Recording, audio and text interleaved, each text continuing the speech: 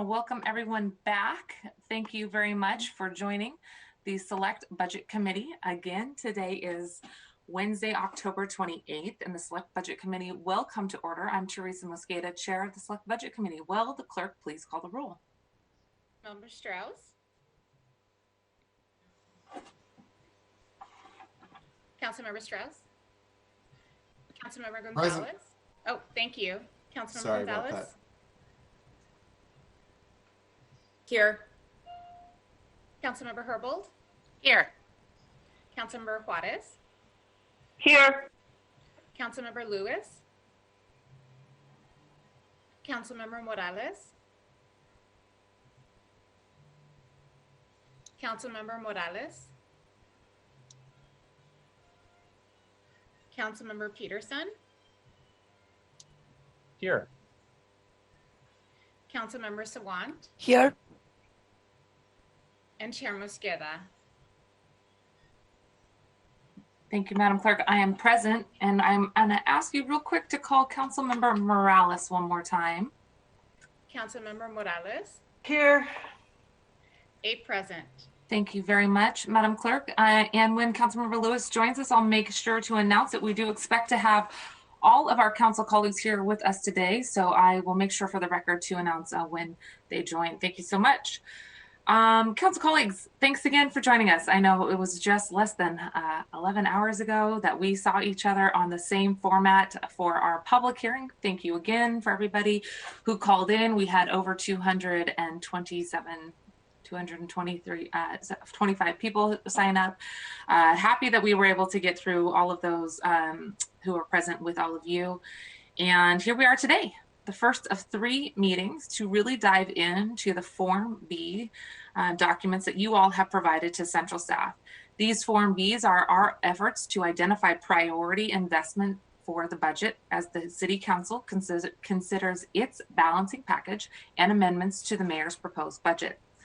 You can see from the long list of items on today's agenda, and you will see soon the long list of items on Thursday and Friday's agenda.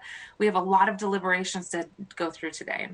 So I'm going to ask folks again to be short in their comments to allow for other council members to ask questions and to make sure that we get through all 122 forms that were submitted on time. Like many years in the past, this year we have asked for there to be 2 co-sponsors on all of our forms so that we can ensure that the forms we are discussing have a small amount of various council members' support so that the central staff is doing the hard work that they need to do to provide research on possible priority areas that are going to continue to advance. Before I move on, I do want to thank Councilmember Lewis for joining us as well. Thank you, Councilmember Lewis. Thank you, Madam Chair. Good to be here. Thanks so much. Making sure that we have 2 co-sponsors allows for us to ensure that as we are considering various proposals and a rebalanced budget, that we are working diligently to make sure that we're meeting deadlines and working together to make sure that all council members have the information that they need in front of them. I want to note, though, that any Form B that does not have 2 co-sponsors or did not meet the deadline, which was last Thursday at 5 p.m., are still eligible to be considered as walk-on amendments. To make sure that they are ready for discussion, I have asked for all of the walk-on amendments to be circulated by 5 p.m. the day before, and to make sure that the proposing council member has submitted the information necessary, the criteria for whether a proposal is to be discussed and should be discussed by the Seattle City Council, whether it has been discussed with residents and stakeholders, whether central staff has had the opportunity and time to consider the proposal, and whether it has or needed to go through law review. So when you do, and if you do submit a late Form B, the request is hopefully before 5 p.m. the night before, and to submit that information on the criteria.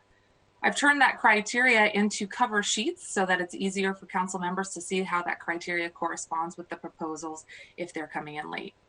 So before we finalize the agenda today, we're going to go through that exercise. We are going to consider 2 walk-on amendments and decide whether they should be considered and added to the agenda today. I want to remind folks that the conversation about whether items should be added to the agenda is not about whether or not you support the proposal. This is not about whether you find the proposals meritorious or you want to ultimately support it. This is truly about the process question, because we wanted to make sure that forms were submitted on time, and if they weren't, that they had met the criteria in front of us. So please, when you consider these next two votes, just think about that criteria in front of us. The cover sheets were provided last night. I want to reiterate my email, which indicated that I had mislabeled the documents, but they are correctly labeled now. There's amendments 1 and 2, and make sure that everybody has all of that information in front of them. And I also want to say that if there is any Form B walk-on amendments today, tomorrow, or Friday that don't meet the criteria and do not muster the vote for a simple majority at this point, because the two that we're considering were circulated before 5 p.m. And if they don't meet the simple majority vote, that does not mean that the conversation is over. That just means it's not ripe for today. So we still have our Form Cs. As a reminder, folks still have another chance to craft their forms to make changes to the council's proposed balancing package. With that, I want to make sure that folks have any questions answered, and I think we're ready for a quick discussion about the Form B walk-on forms, which were circulated before 5 p.m. You do have a cover sheet, and we will also give the sponsor a chance to speak to them very briefly before we consider votes. Okay, I would like to move to adopt the agenda, and then we can consider amendments. Is there a second? Second. Thank you so much. It's been moved and seconded to adopt the agenda. Before council members move their amendments, please note that I'm going to ask the clerk to first verify the amendments have met the rule on circulation, and then we'll ask the council member to speak to it if they have. Madam Clerk, have the two amendments in front of us met the rule on circulation for the floor? Chair Mosqueda, they have met the rule. Thank you very much, Madam Clerk.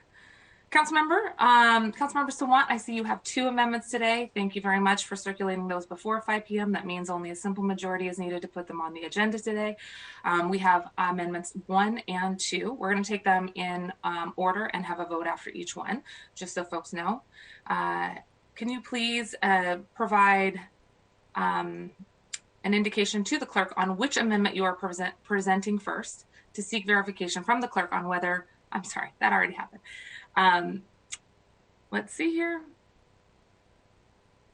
Here we go. It's been moved and seconded to amend the agenda by adding the amendment at the end of the corresponding department. And I would like to turn it over to Councilmember Sawant to talk about your amendment at this point. Thank you, Councilmember Mosqueda. I would like to move to amend the agenda by adding amendments 1 and 2 as sent out over email yesterday.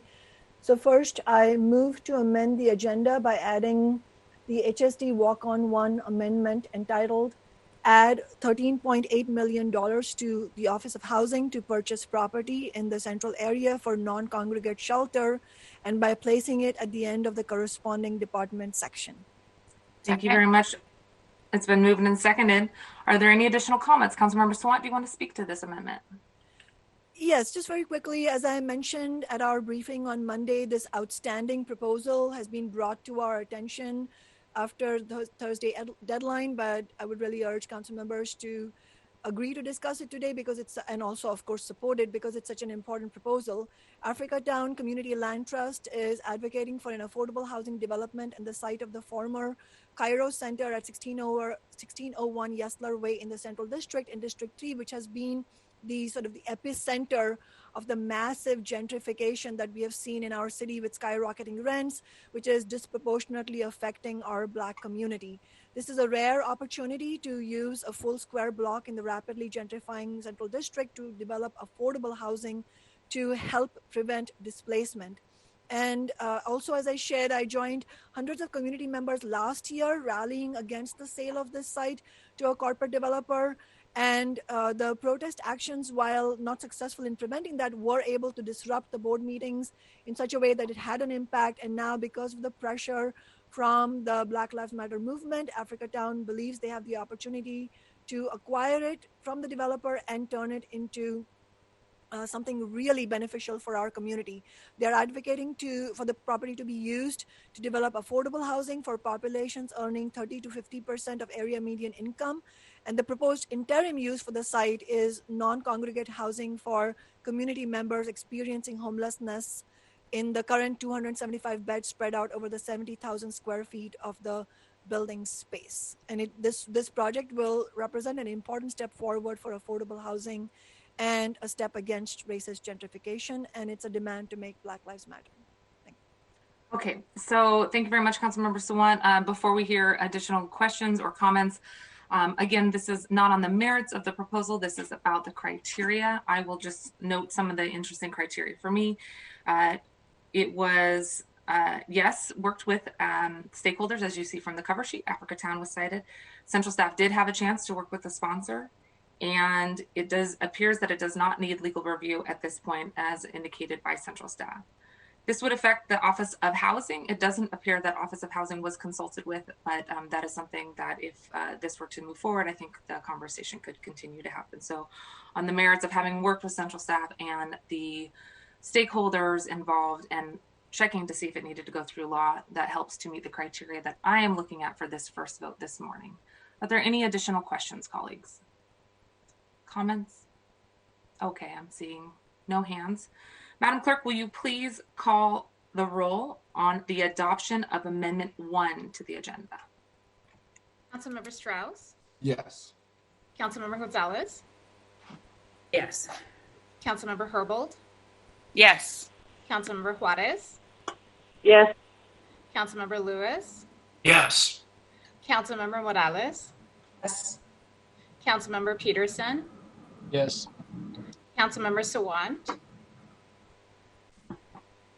Councilmember Sawant, Yes. and Chair Mosqueda. Yes. 9 in favor and none opposed. Thank you very much. The motion carries and the agenda is amended by adding Amendment 1 to the end of the corresponding department section. We have another amendment for consideration. Councilmember Sawant, do you want to summarize Amendment 2 and put it before us? Put it before us and then summarize. Thank you. I move to amend the agenda by adding OH Walk-On 2 amendment titled Add $20 million to the Office of Housing to increase resources for converting homes from gas or oil heating to electric and to expand Office of Housing's weatherization program, and by placing it at the end of the corresponding department section. It's been moved. Is there a second? Second. Okay. Sorry. It's been moved and seconded. Councilmember Sawant, would you like to briefly summarize this amendment as well?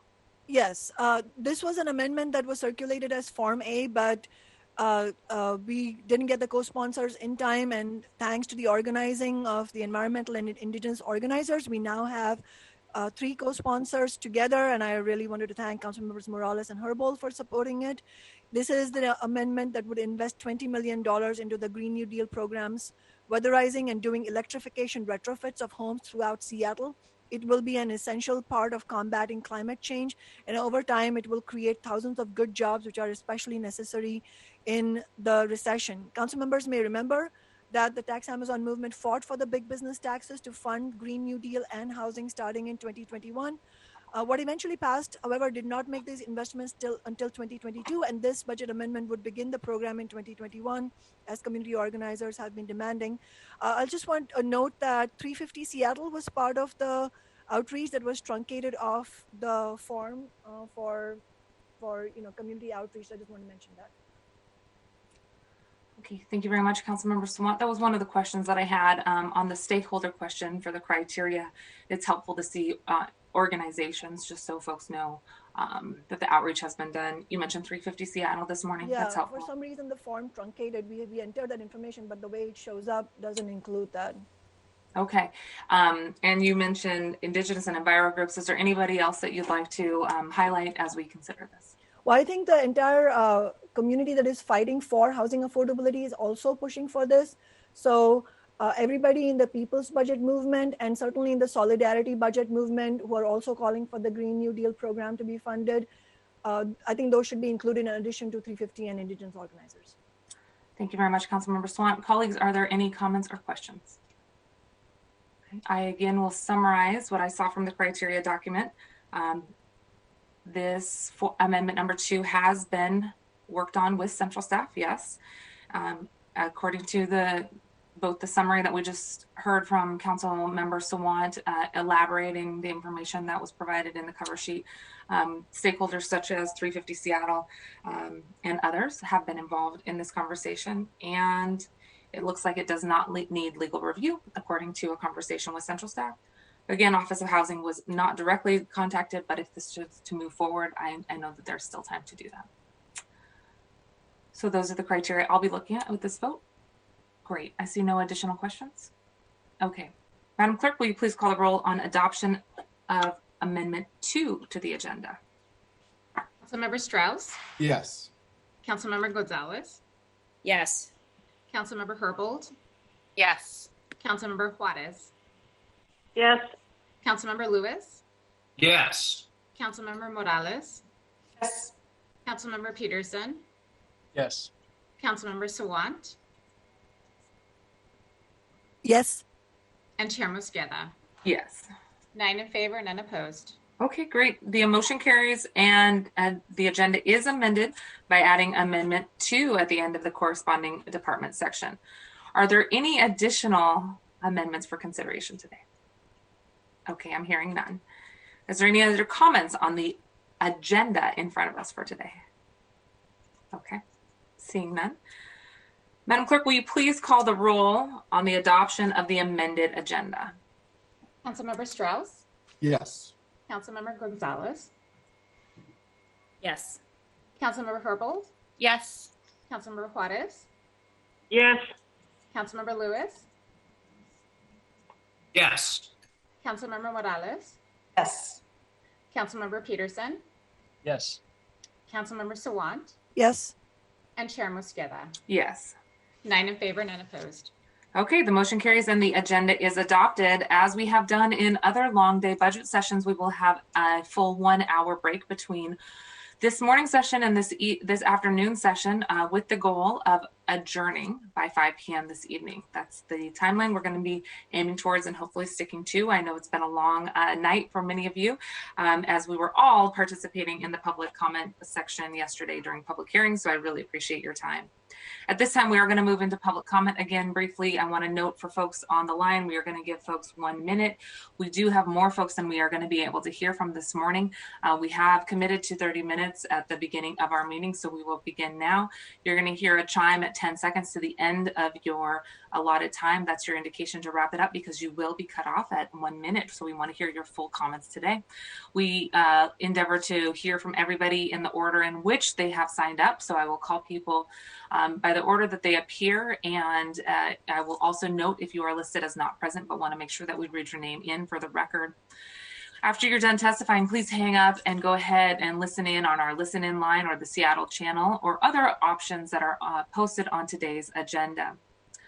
With that, let's go ahead and officially open up public comment. And the first 3 speakers are Spencer Rittering, Maya Garfinkel, Karen Gilling. Good morning. Good morning, Spencer. Let's also do a quick reminder. When you hear you have been unmuted, that's your clue to hit *6. We've got to do both those functions. And with that, do we have Spencer with us? Yes, I'm here. Hi. Excellent. My name is Spencer Rittering. I live in District 3, and I'm a member of 3. Hello? Oh, we can hear you. I'm sorry. Can everybody hear me? Yes, we can. Okay, great. Okay. My name is Spencer Rittering. I live in District 3, and I'm a member of 350 Seattle.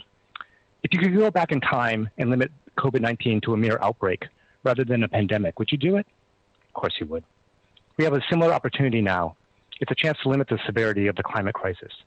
The Green New Deal proposals in front of you today are the first steps to averting the climate crisis.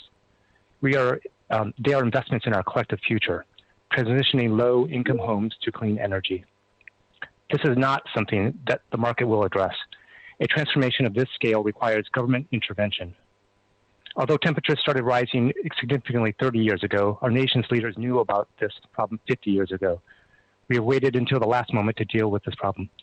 Swift, unflinching action is required from all of us, especially from you, City Council members. I urge you to support funding of the Seattle Green New Deal in this year's budget. Please preserve Jumpstart Seattle's $20 million transition funding to for low-income homes to clean energy. You don't need to go back in time to prevent this disaster. You can begin. Thank you, Spencer. Maya, good morning. Good morning. My name is Maya Garfinkel. I'm a renter in District 4 and a tenant organizer with Seattle. I'm calling to urge you to support the solidarity budget, divest from SBD by at least 50%, and invest these funds in Black communities and community-led health and safety programs through a participatory budgeting process.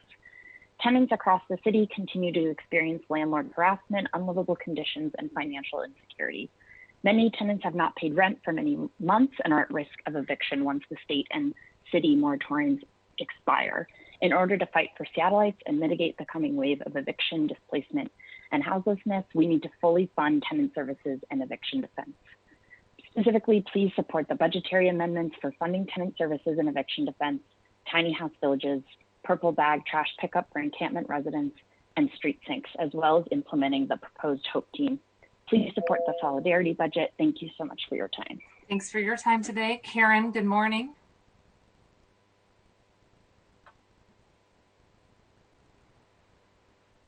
Hello, my name is Karen Gillen. I'm a resident of District 7.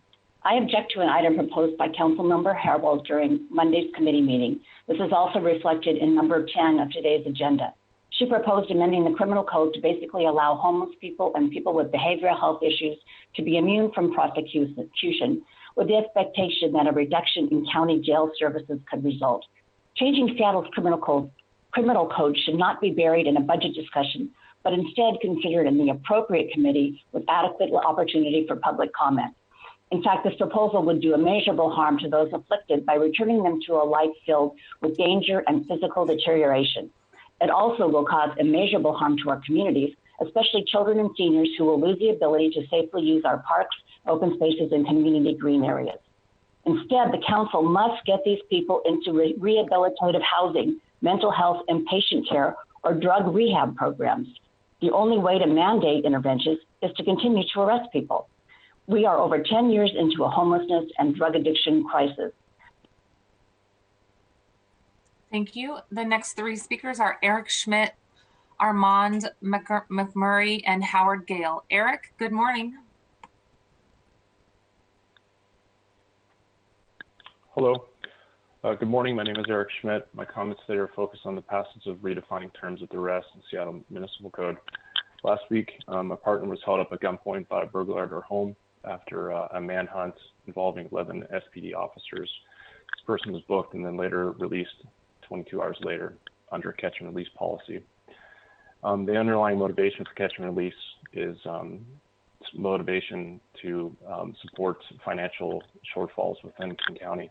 Much like the proposal by Ms. Herbold, this legislation can significantly decrease the city's bed use. It can inform long-term renegotiation of jail contracts. The net of this is you're literally robbing Peter to pay Paul in both of these cases. Specifically, the council and Ms. Herbold have no plan on how the savings will increase public safety and will be redirected to drive systems such as mandatory drug rehabilitation. Seismic change requires holistic executive thoughts. I implore you to pause passage of this budget action. As it is not a budget item, it's a multidimensional public safety issue that will have exponential impact well beyond.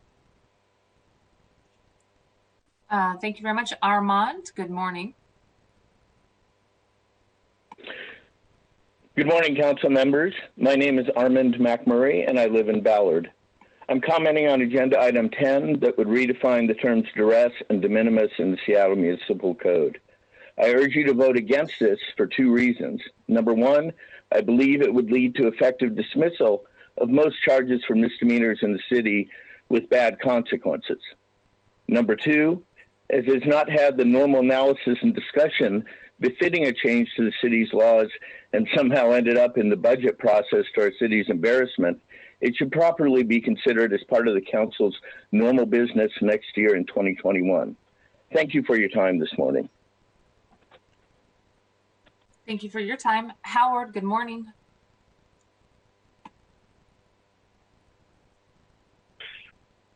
Hi, Howard Gale from Lower Queen Anne, District 7. Ever since Seattle Police murdered Charlene Lyles 3 years ago, around the time that Seattle enacted into law its police accountability system. Police accountability and justice have remained illusory. The Seattle police murder of Charlene, followed by the police killings of Kyle Gray, Jason Sievers, Oseo Paul Togo, Danny Rodriguez, Ryan Smith, Sean Lee Furr, and Terry Kaver, provide shameful testimony to this failure.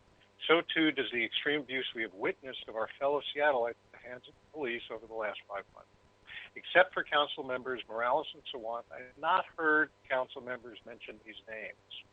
As a psychologist, I do understand the deep cognitive dissonance created by pretending that we have a functioning police accountability system while at the same time recognizing the unjust murder of so many. Council members, please end the cognitive dissonance by saying their names and honoring them by starting on a path towards true community-based and independent police oversight. Thank you. Thank you, Howard. The next 3 speakers are BJ Lass, Cote Sorens, and Tari Nelson Zagar. Good morning, BJ. Good morning. My name is BJ Last. I'm a Ballard resident and a small business owner. I'm calling in support of the Solidarity budget. We need the budget to reflect a city that works for all of us and not another budget that gives more money to SPD than education and health and human services combined. Invest by SPD by at least 50% next year and support distribution of funds divested from SPD through participatory budgeting process. Please do not create public safety. Investments in Black communities and community-led health and safety need to come from funds divested from the carceral system, not from Jumpstart Seattle funds or any other city funds. We cannot let community needs be pitted against each other. We need to preserve vital public services, including transit. We need to fund dignified shelter and affordable housing instead of criminalizing homelessness. And curb the criminalization of poverty by expanding the duress language of the de minimis language in the Seattle Municipal Code that a person can avoid conviction if they were trying to meet a basic need or experiencing mental health. Budgets are moral documents. We need a budget that supports our marginalized and vulnerable communities instead of... Thank you, BJ. Cote, good morning. Good morning. This is Cote Sorens from South Park. I am a business owner in South Park, and I'm a co-founder of Cultivate South Park, a group of BIPOC neighbors who are working to connect Gibson in the community for a more equitable neighborhood. And I am requesting the consideration of item number 7 to fund the position of public safety coordinator in South Park. This position has actually proven to be incredibly impactful for the community. And this role has evolved into connecting members of the community, which creates better safety in the way that we're trying to define safety, which is neighbors knowing each other, less police, and it's been impactful and incredible. As a business owner and as a neighbor, we support it. We requested it years ago, and thank you, Lorena Gonzalez, for co-sponsoring if it moves forward. Thank you. Thank you for your time. Tari, good morning.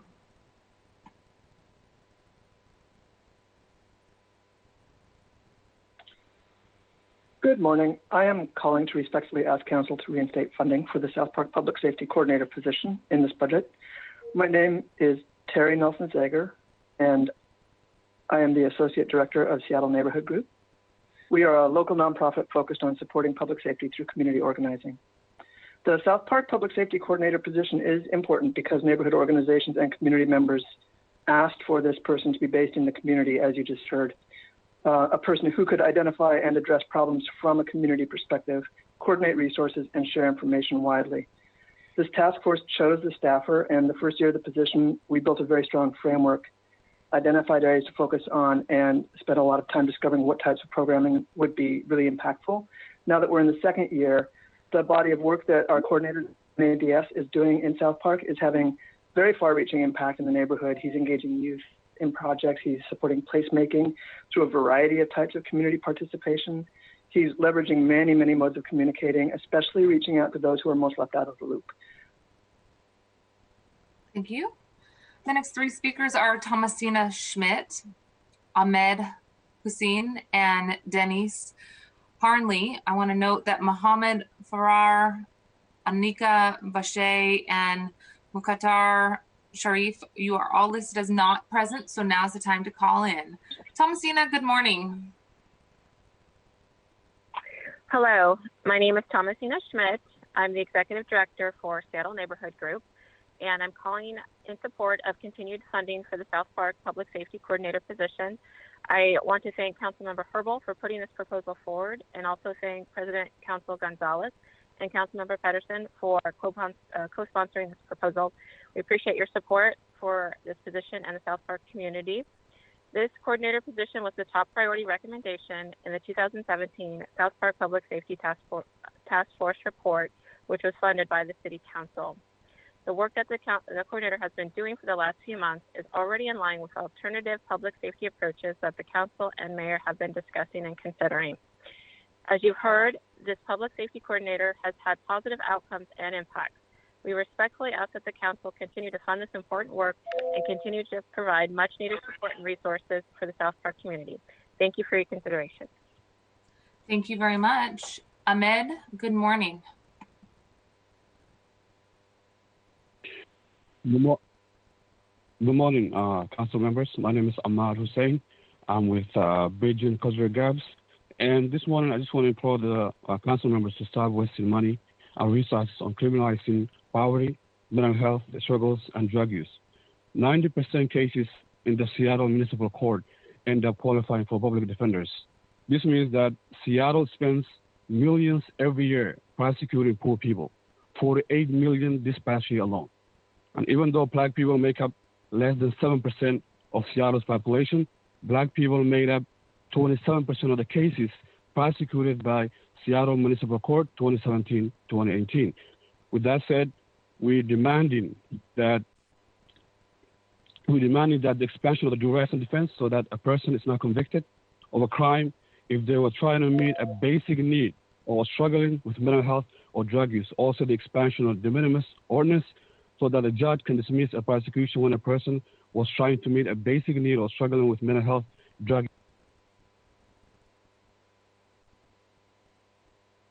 Thank you for your time this morning. Denise, good morning. Good morning. My name is Denise Harnley, and I'm chair of the Seattle Neighborhood Group. Thank you for the opportunity to speak in support of the community-based South Park Public Safety Coordinator position. The position truly is an investment that works and is wanted by the residents and the businesses of South Park. Evidence of the value of the position is clear by the many and varied organizations supporting continued funding. South Park Neighborhood Association, Concord Elementary, Duwamish River Cleanup, just to name a few. The coordinator is involving the residents of all ages in building community and revitalizing South Park. As we explore ways to create safer and healthier communities, we need only to look at what is happening already in South Park. Continued funding of the South Park position is consistent with public safety approaches. I hope you will consider it. It is a high impact investment. Thank you. Thanks for your time this morning. The next three speakers are Adam Burqua, Hassam Al-Muatta, and Ruby Holland. Adam, good morning.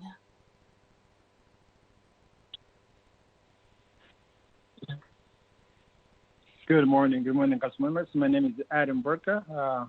I live in District 2 here in South Seattle, part of BCG.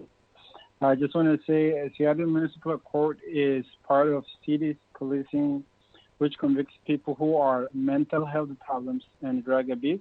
These victims are very poor, and a lot of them are homeless. Such living condition impacts the well-being of individuals. However, police put these same individuals in jail for some small erratic behaviors instead of finding them necessary help.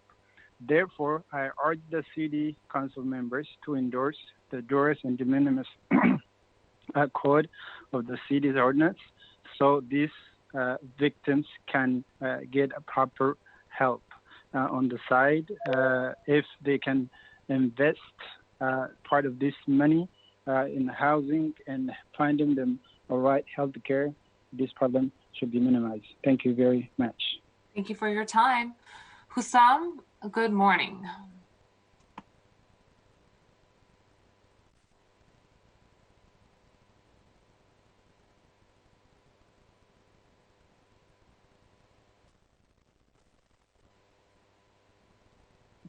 Hussam, I see you on our line here. It looks like you are muted still. If you want to hit *6 one more time. Okay, I'm still looking at that. It looks like it's muted. So we're going to move on to Ruby and Hussam. I'm happy to come back to you. Just *6 to unmute. Ruby Holland, good morning. I'm Ruby Holland of D3, and I support Alex Peterson's bill to create a displacement database and allotting $250,000 to Department of Construction and Inspections for this database. I'm also asking you to support payment performance reporting with the MHA. We need to know how many affordable units are being built on site versus developers opting to pay the in lieu of fee that may create affordable units at some unknown time and place. We need affordable units now. We need to house those who have an income but are living on the streets or in their cars because rents are too high.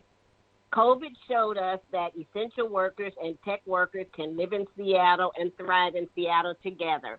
I'm asking Seattle's developers to take the targets off our homes in the CD and South End. Substitute H Bill 2343 allows you to build density in many areas that previously were not upzoned. Allow us space to maximize our own property and create wealth for our families. Thank you so much. Thanks for your time this morning. The next 3 speakers, we're going to try to go back to Hussam, but the next 3 after that is Michelle Phillips, Fatima Mohammed, and Colleen McEller. Hussam, good morning. Can you hear me? I'll try one more time to get you off mute here. I see you are off mute. Yes. Excellent. This is Hussam. Can you hear me? Now we can. Thank you for waiting. Perfect. Thank you so much. Good morning. My name is Hussam. I'm a lifelong community member in the Seattle area, a volunteer, an advocate, and a member of the local nonprofit Bridging Cultural Gaps. I'm calling to urge you to divest at least 50% from SPD's budget and reinvest those funds through a participatory budgeting process, creating real, tangible public safety. For years, the culture in SPD has shifted focus from being an asset to the community to being a danger to the community. This is evident in the massive militarization of the police force to include purchasing of expensive new military arms and vehicles to do the job of policing. Tax dollars should not go to fund a militarized police force when basic needs are missing from so many people's lives. When the people say defund the police, they mean undoing a system of repression. They also mean putting a stop to the wasteful spending on persecuting the poor and those with mental health issues. Instead, we should be investing that money in meeting people's basic needs. I urge you to expand the duress defense language and also to expand the de minimis ordinance so that a person is not convicted of a crime if they were trying to meet a basic need or experiencing a mental health or substance abuse struggle. Thank you. Thank you very much. Michelle Phillips, good morning. Hi, good morning, council members. My name is Michelle Phillips, and I'm a resident of District 3. I'm a Black small business owner, a parent, and I'm also a clinical mental health counseling graduate student at Seattle University.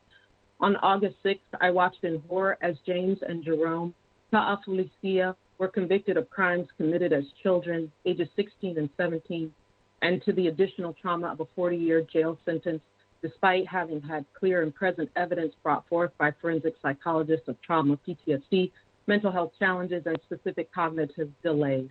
Regarding Agenda Item 10, I urge you to expand the duress defense and expand the de minimis ordinance so that people and children are not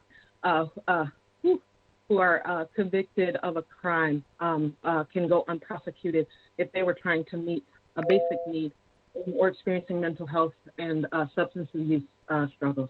Thank you. Thank you very much. The next person is Fatuma.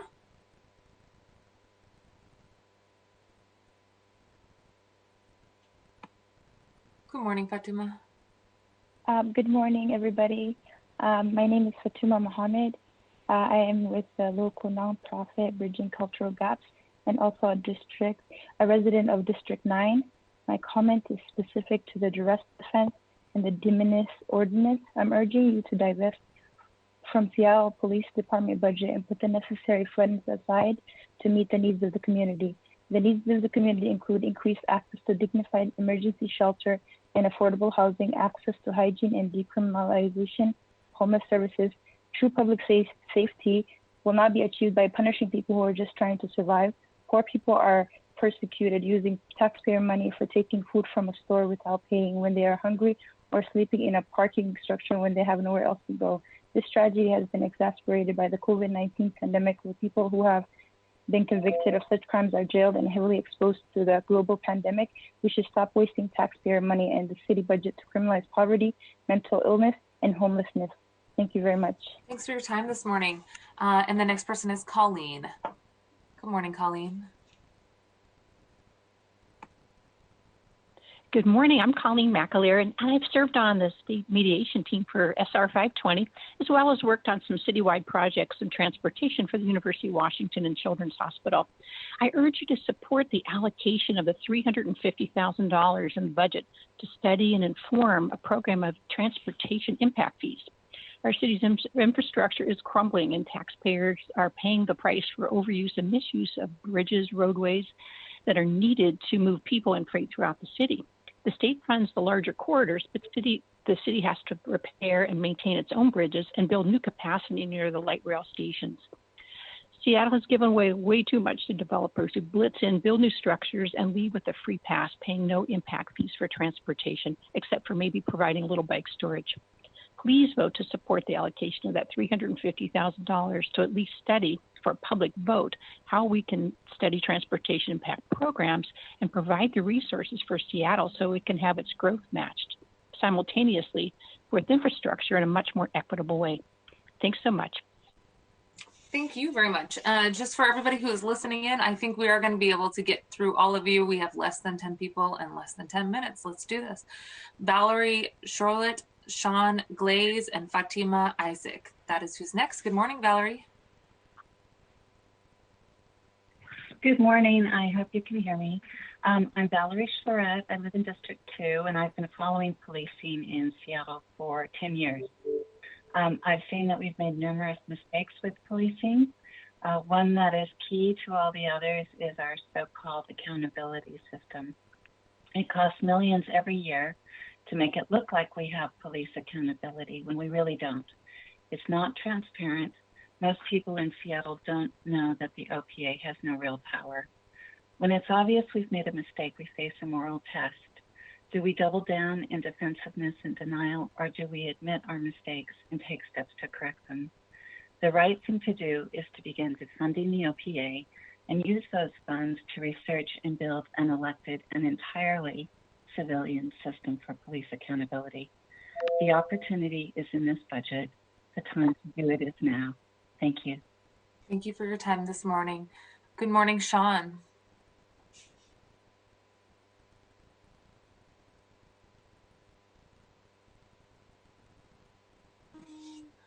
Sean, just checking to see if you can hear me.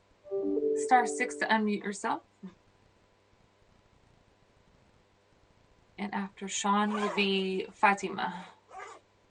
Sean, it looks like you're still muted on my end. We'll come back to you. Okay, I think I got it. There you are. Hello? Hi, I got you now. Go ahead, please. Okay. Sorry, y'all. Hi, y'all. This is Sean Glaze. I'm in Councilmember Morales' district. I'm a business owner. I'm also Black, queer, and very excited to be organizing with King County Equity Now on the research team as the research director. I'm calling in obvious support of a few key pieces. I think we should stop prosecuting poverty, stop punishing poor people, and stop wasting money, honestly, on failed attempts to create public safety. I have 4 key points. One is I think that council should support expanding the duress defense and de minimis ordinance. Again, I think as much as we can do to stop wasting money on things that and to give judges the discretion to also recognize that and act is important. The second thing is that I think we should be extending the hiring freeze on police officers. Third, I think we should be supporting the solidarity budget and all of the points therein. And finally, supporting internet for all so more residents can participate in online. Thank you, Sean. The next 3 people are Fatima Isaac, Isabella Ramirez, and Deb Barker. Fatima, good morning. Hi, good morning. My name is Fatima Isaac. I'm with Virgin Cultural Gaps in collaboration with King County Equity Now. I'm calling today in support of the de minimis ordinance. I believe the courts should not prosecute criminals, crimes committed by individuals who are suffering from drug use, mental health related issues. To meet their basic needs, Seattle Municipal Court should not consider these trivial matters that they waste a lot of money on each year. We demand for the extension of duress defense, defunding the SPD, and giving people that money to help with their basic necessities, and to reinvest that money into the community and the communities of people of color. Thank you. Thank you very much. Isabella, good morning.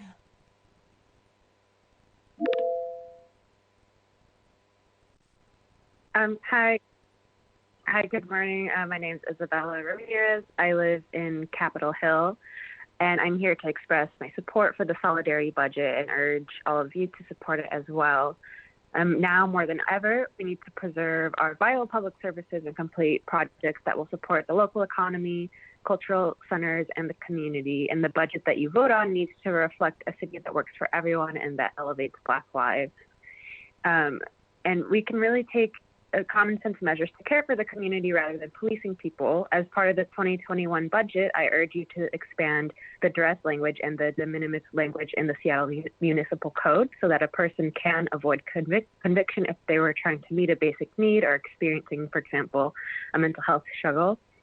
I also want to express support for Amendment 2 that Councilmember Sawant put forward. We need to implement Seattle's Green New Deal that is preserving $20 million for transitioning low-income homes to clean energy.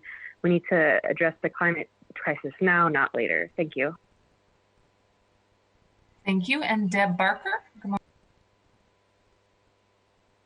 Good morning, Deb Barker, here, District 1 resident. We have a bridge that is broken. I am asking you to support funding for the transportation impact fees. It's a continued funding request. You know, we're so close to accomplishing a practice that the rest of Puget Sound cities really take for granted: transportation impact fees. Developers expect to pay them everywhere else but here. So I urge you to support CBA LEG 002-A-001. Transportation impact fees are important. Just do it. Thank you. Thank you so much. And the last three speakers this morning are Katie Hurley, Deanna Glaze, and Ruby Cowell. Katie, good morning. Good morning. My name is Katie Hurley, and I'm a special counsel with the King County Department of Public Defense. I strongly support agenda item number 10, the proposal to expand the duress defense and the de minimis ordinance as part of the budget. The city spends $20 million a year incarcerating people, many of whom are poor, unhoused, and suffering from behavioral health disorders. This legislation would decrease the number of individuals incarcerated and acknowledges the reality of people's lives by giving them an opportunity to present to a judge or jury the full story behind their behavior in the community, not just what happened, but why it happened. And it reflects a confidence in the judges and residents of Seattle to determine, in the words of the Seattle Municipal Code, what conduct merits condemnation as criminal. Judges and juries can do a better job when given a more complete picture of a person's behavior. The current legal system and incarceration are incredibly expensive and gerrymanders all of the systemic issues out of trial proceedings while continuing to exacerbate them with its outcomes. We must respond deliberately and thoughtfully and reinvest money currently spent incarcerating individuals into a... Thank you, Katie. Diana, good morning.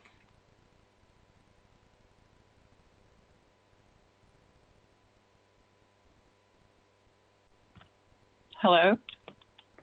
Hi there. Hi, this is Deanna Glaze. I'm calling to voice my support for item 2, the Internet for All item, because the Internet has only increased in its importance in commerce and civic engagement, and now in education.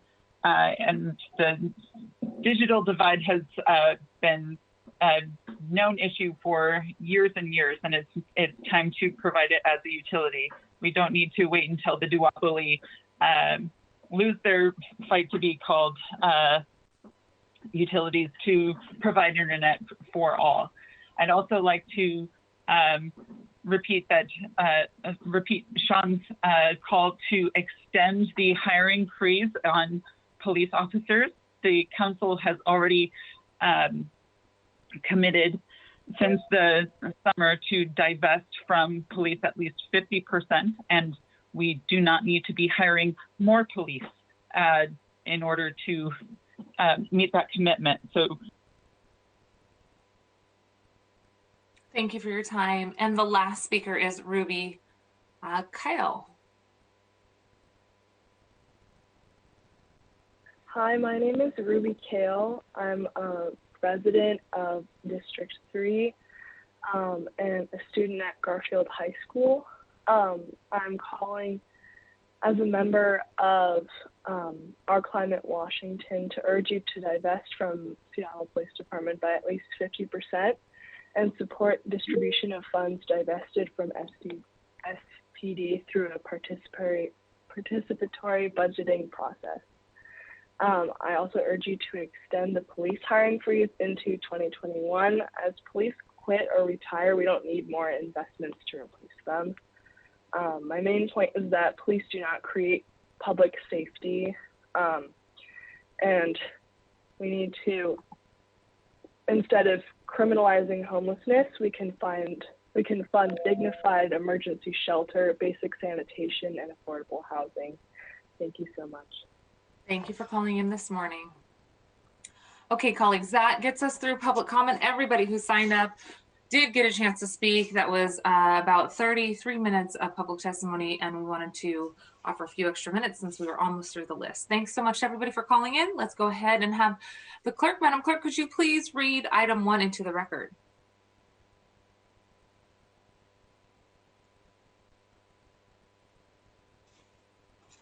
Madam Clerk, you may be on mute still.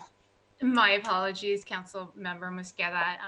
Yes, we will move into an introduction and overview of council budget actions and statement of legislative intent for briefing and discussion.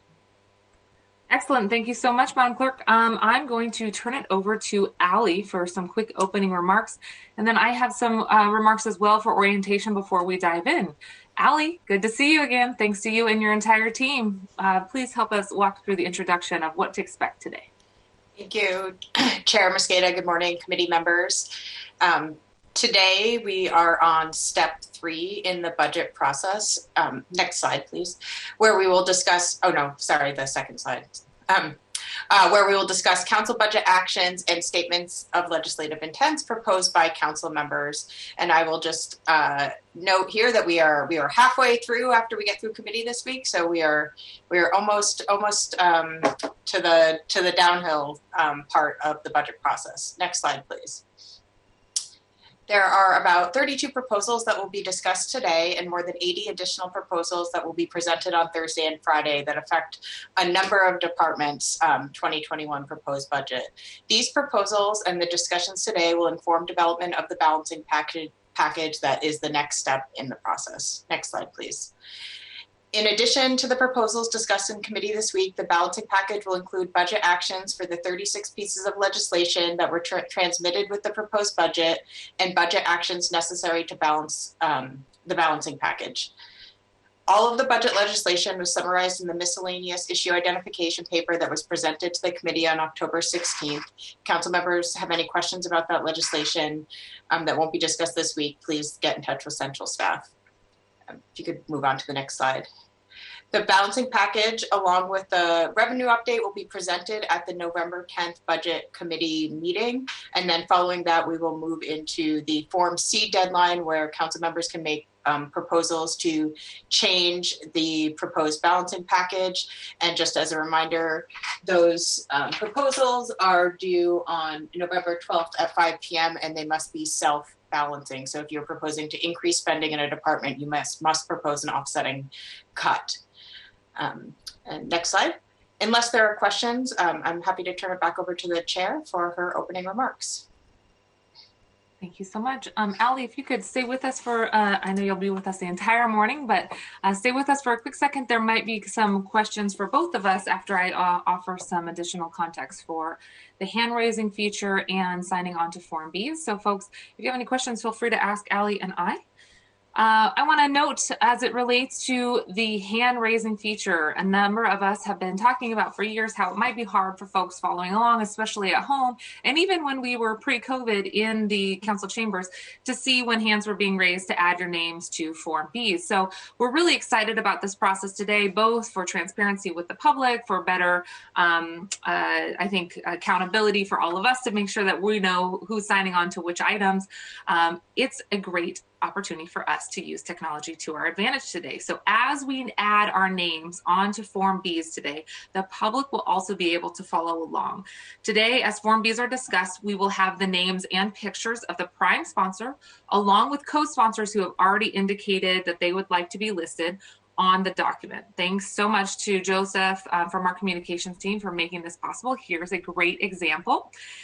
You will not actually physically raise your hands. You're going to use the form, the feature in the Zoom application in front of us, and we behind the scenes will be adding your picture and your name. If you're not already listed, you want to be listed, great, we can go ahead and do that.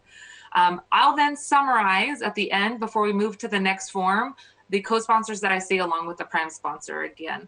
This will give us a chance to make sure that we've gotten this correct, and if you need to remove your name for any reason and we've misunderstood your intent, you can also take it off at that point.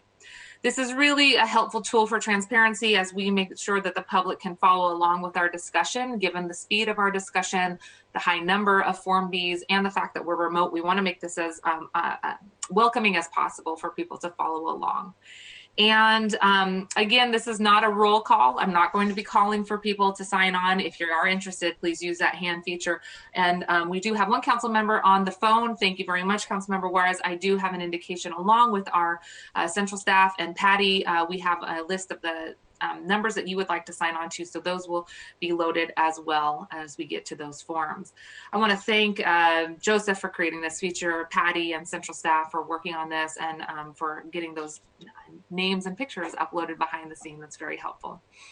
There may be a few glitches. That's just life in 2020 right now with everything going on remotely, but I'm really excited about this. I want to thank you for your patience in advance, and I hope you see this as a good addition to the budget process. So as it relates to signing on, just a word of advice or a cautionary note. You know, from my experience in the first year, I wanted to sign on to everything, and I think I almost did.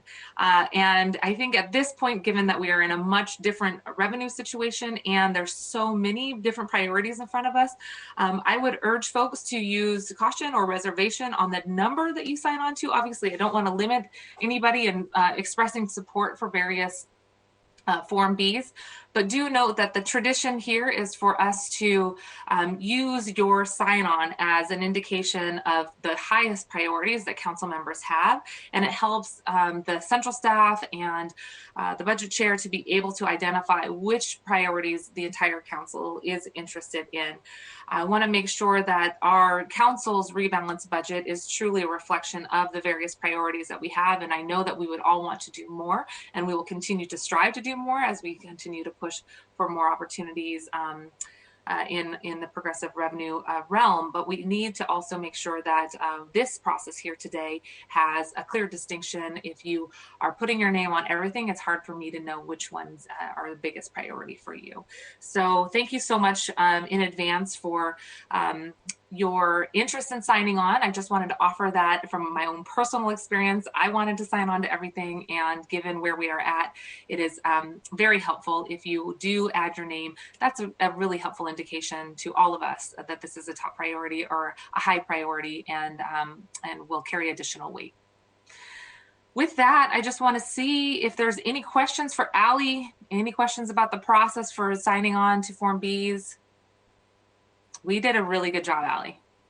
Thank you very much for sticking with us. And again, thanks to the crew who have made this process possible, especially Patty for getting those names up today, and Joseph for creating this application for us.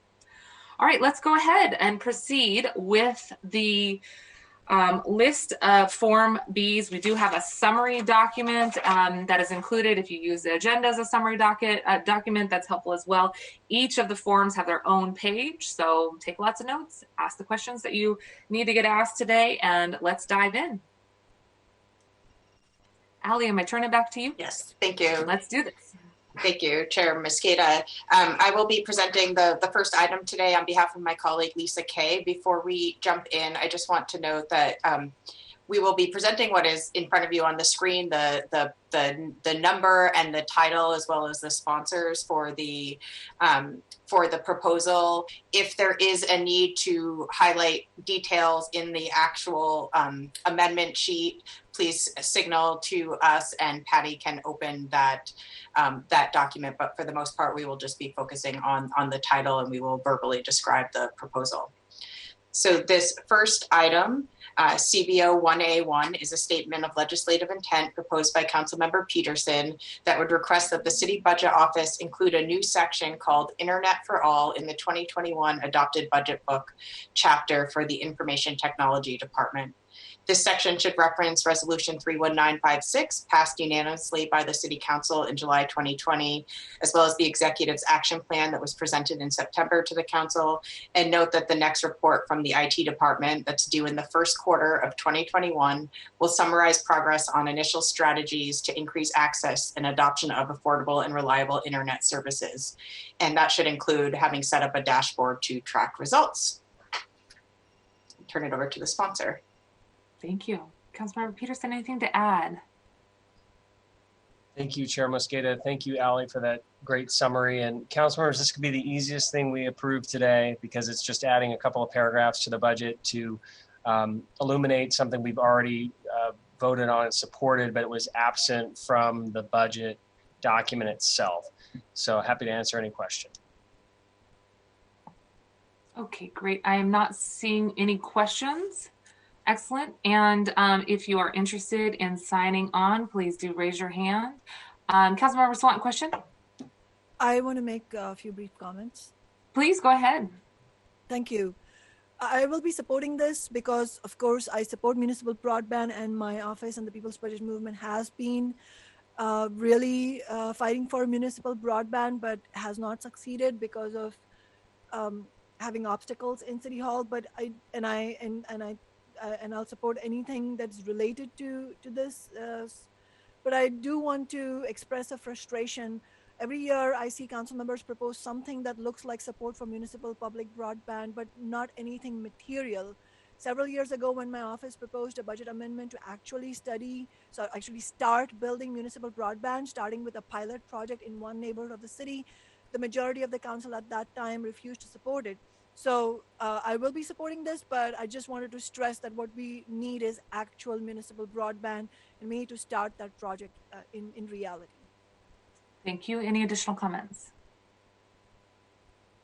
Okay, I am seeing no additional comments. Thank you very much, Councilmember Peterson. And to summarize, we have Councilmember Peterson as the prime sponsor, Councilmember Herbold, Sawant, Juarez, Strauss, Lewis, and Gonzalez signed on as co-sponsors, and appreciate your time today. All right, we did it. We used the Form B hand raise function. That's a good first step for today. And just a quick note as well, I will not be signing on as a general rule. I'm not going to be signing on to as a co-sponsor, just so you know. That is not an indication I don't support your pieces, but I just want to make sure that folks knew that at the get-go. Congratulations, Councilmember Peterson. You helped us get through the first one. All right, let's move on to number 2. Okay, good morning, council members. Brian Goodnight from Council Central Staff. The next 2 items relate to the Department of Education and Early Learning, or DEEL. So the first one is DEEL 1A1. And this budget action would add $550,000 of one-time funding from the fund balance of the 2011 Families and Education Levy to DEEL to support culturally responsive and identity-affirming programming for Black girls and young women and Black, queer, and trans youth. Up to $175,000 of the funds are intended to support DEEL in performing a study that should, at a minimum, identify gaps in the programming that's available to support Black girls and young women and Black, queer, and trans youth, should determine strategies for addressing those gaps, and should make recommendations on appropriate programming opportunities. The budget action requests that the findings and recommendations be reported to the council by the end of May, and the recommendations should address both programming opportunities for the one-time funds that are made available by this budget action, as well as ongoing source of funding for future programming.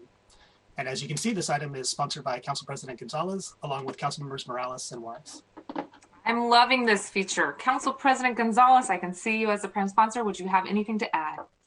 Just really quickly, this is an item I am thrilled to sponsor, and I'm deeply appreciative to do so with a strong partnership and allyship of Councilmember Morales from District 2. So also huge thanks to Councilmember Juarez from District 5 for her sponsorship on this citywide proposal. The city already has similar programming through the program Our Best, which is focused on Black males. Through the Families Education, Preschool, and Promise Levy, we have been able to make targeted investments to support students outside of the classroom. But there is more to do, as we know, and 2020 has brought this into sharp focus for all of us. If included in the chair's initial revised budget package, this funding would make targeted investments in Black girls and young women. In doing so, we affirm our commitment to not leaving Black girls and young women, as well as Black queer youth and Black trans youth, behind in our work towards achieving equity for those furthest from educational justice. In an article published in the New York Times on October 1st, 2020, entitled "A Battle for the Souls of Black Girls," the writer provides a picture of why Black girls are arguably the most at-risk student group in the United States. Focusing in on disproportionate rates of discipline, the article provides, quote, "Statistically, Black boys have led the country in suspensions, expulsions, and school arrests, and the disparities between them and white boys have been a catalyst for national movements for change. But Black girls' discipline rates are not far behind those of Black boys, and in several categories, such as suspensions and law enforcement referrals, the disparities between Black and white girls eclipse those between Black and white boys," close quote. The article goes on to provide that, quote, "A New York Times analysis of the most recent discipline data from the Education Department found that Black girls are over 5 times more likely than white girls to be suspended at least once from school, 7 times more likely to receive multiple out-of-school suspensions than white girls, and 3 times more likely to receive referrals to law enforcement. Black boys experienced lower rates of the same punishments compared with white boys," close quote. Researchers across the country have long said that teachers and administrators judge the behavior of Black children more harshly. This is affirmed by past federal civil rights investigations that have found generally that Black students are punished more harshly than their white peers for the same exact behavior. So in conclusion, I believe this additional investment is absolutely necessary for identity affirming and culturally responsive programming to help more Black youth fulfill their educational potential and their potential in general. So I would encourage colleagues to be supportive of this request, and again, really appreciate the partnership of Councilmember Morales in particular, who we worked very closely with in shaping the proposal before us. And of course, huge thanks also to Councilmember Juarez, who's long been a champion for additional investments in culturally responsive programming at the city for a broad set of diverse community members. Thank you, Chair. Thank you, Council President. Are there any additional comments or questions? Councilmember Morales, please go ahead. Thank you. We had a constituent who was hoping to testify this morning and wasn't able to. So if I could beg your indulgence, I would like to read the statement that she was hoping to make. Please go ahead. This is from Monica Matthews, who is a Black business owner, entrepreneur, educator, mentor in our community, and a resident of District 2. The courage of African-American girls is most commendable and inspirational. In spite of the isms this population faces, Black girls continue to set trends, care for others, and innovate in every arena. This is especially true for young minds in middle and high school. The sheer inside-out beauty of Black girls permeates through the darkest days and manifests itself through tenacious and passionate actions toward any issue Black girls focus on. Black girls show up despite the heavy burdens they carry on a day-to-day basis, demonstrating persistence. However, carrying these burdens gives an illusion of strength when in all actuality, they are chipping away at the health and wellness of Black girls in Seattle. Greetings, my name is Monica Matthews. I'm the owner of Queen Care Products and Executive Director of Life Enrichment Group. I founded Life Enrichment Group 16 years ago, specifically to serve my community in addressing the needs of Black girls. During this time, the academic failure rate amongst Black girls continues to increase, widening the achievement gap even more and undermining positive community development. The criminal justice system increasingly reflects African American girls. In addition, the effects of racism has crushed Black family structure, leaving Black girls in dysfunctional home environments that negatively affect their mental health, stability, and performance. Moving forward, community and government must work together to provide a holistic set of community supports that will establish the ability of Black girls to thrive in Seattle. The concerted efforts of community-based organizations have held up this work for close to 2 decades. However, we now desperately need our city's support. Right now, Black girls are the victims of countless atrocities stemming from a broken system. Through educational advancement, personal development, and healing, girls can become victors in our society with policy changes and focused financial investments. Investing in economic development opportunities for our Black girls is essential. We must commit to not leaving our Black girls behind. 2020 has forced us to reset our course. Let's rebuild the essential foundational framework that Black girls need. The statement does go on, and I am going to send it to you, but in the interest of time, I will stop there and just, as Council President Gonzalez said, ask for your support in ensuring that we are making the investments that we need to make in Black girls in our community. Okay. I'm going to thank you very much. Thank you both to Prime Sponsor President Gonzalez, co-sponsor Morales and Juarez. And I see already some folks adding their names. I just want to do a quick reminder for PSA. I'm sorry if that's the right frame here. So to raise your hand,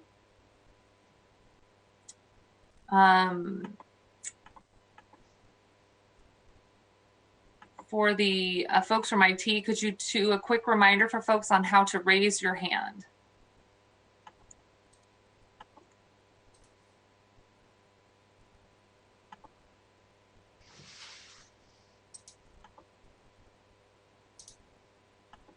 There's someone off mute. I can do it if you want me to.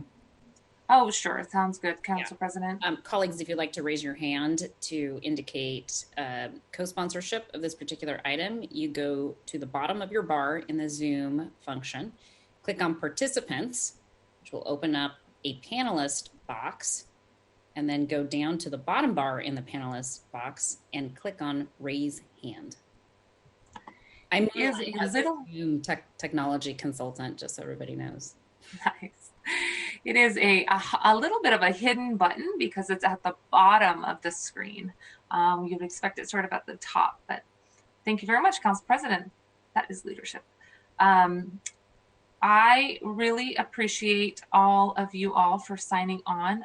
Tremendous support for this. So I don't see any additional hands virtually or hands saying that there's a question or comment. So just to summarize, Council President Gonzalez, Prime Sponsor, Council Members Juarez and Morales, along with Herbold, Sawant, Peterson, Strauss, and Lewis. Thank you all. Let's move on to the next item. Thank you, Council members. So the next item is, it's numbered DEEL 2A1. And this budget action would add $550,000 of general fund to DEEL for a restorative justice pilot program at a limited number of schools in partnership with community organizations. The funding would be used to set up the pilot program and to fund the first year of programming for what's intended to be a multi-year pilot. It would allow the schools and community partners to provide restorative justice coordinators or teams that would facilitate school-wide trainings for teachers and students to build and strengthen relationships, would address behavioral issues and culturally responsive in a trauma-informed way, and to assist with conflict resolution. The budget action also asks DEEL to examine restorative justice programs that have already been operating in Seattle for lessons learned or best practices before developing the program and moving forward with a procurement process. And as you can see, this item is sponsored by Councilmember Morales and is supported by, co-sponsored by Councilmembers Herbold and Lewis. Thank you very much, Brian. Councilmember Morales, please go ahead. Thank you. So this began through some work that Black Education Now organizers have created. This work has been happening for a while, but folks are really asking now for the city to make for elected officials specifically to make these investments. As Brian mentioned, this would create an opportunity for joint partnership between community organizations and schools. And I think the community-based element of this is especially important. And as he mentioned, there is already some funding happening. So King County Best Starts for Kids, their funding cycle will end in 2021. And that funding did support some restorative justice work, some different, it's not all, circles, for example, peacemaking circles, but it did create kind of a benchmark for us to be able to look at what these practices are. So while this initial investment is one-time funding, the intent is for the city to take seriously the importance of committing ongoing funding for this work. And through Best Starts for Kids and through this pilot, we can start to create a baseline of data that will allow us to make decisions in the future about how much to invest. The city chose to invest in school resource officers years ago, and this is just one example of how we invested in punitive practices when we could have invested in more mental health counselors and restorative justice teams to provide more holistic support for schools and for students. While the SPD budget item was cut this summer, we have to continue that trajectory and make sure that we're investing in community members and in our young people.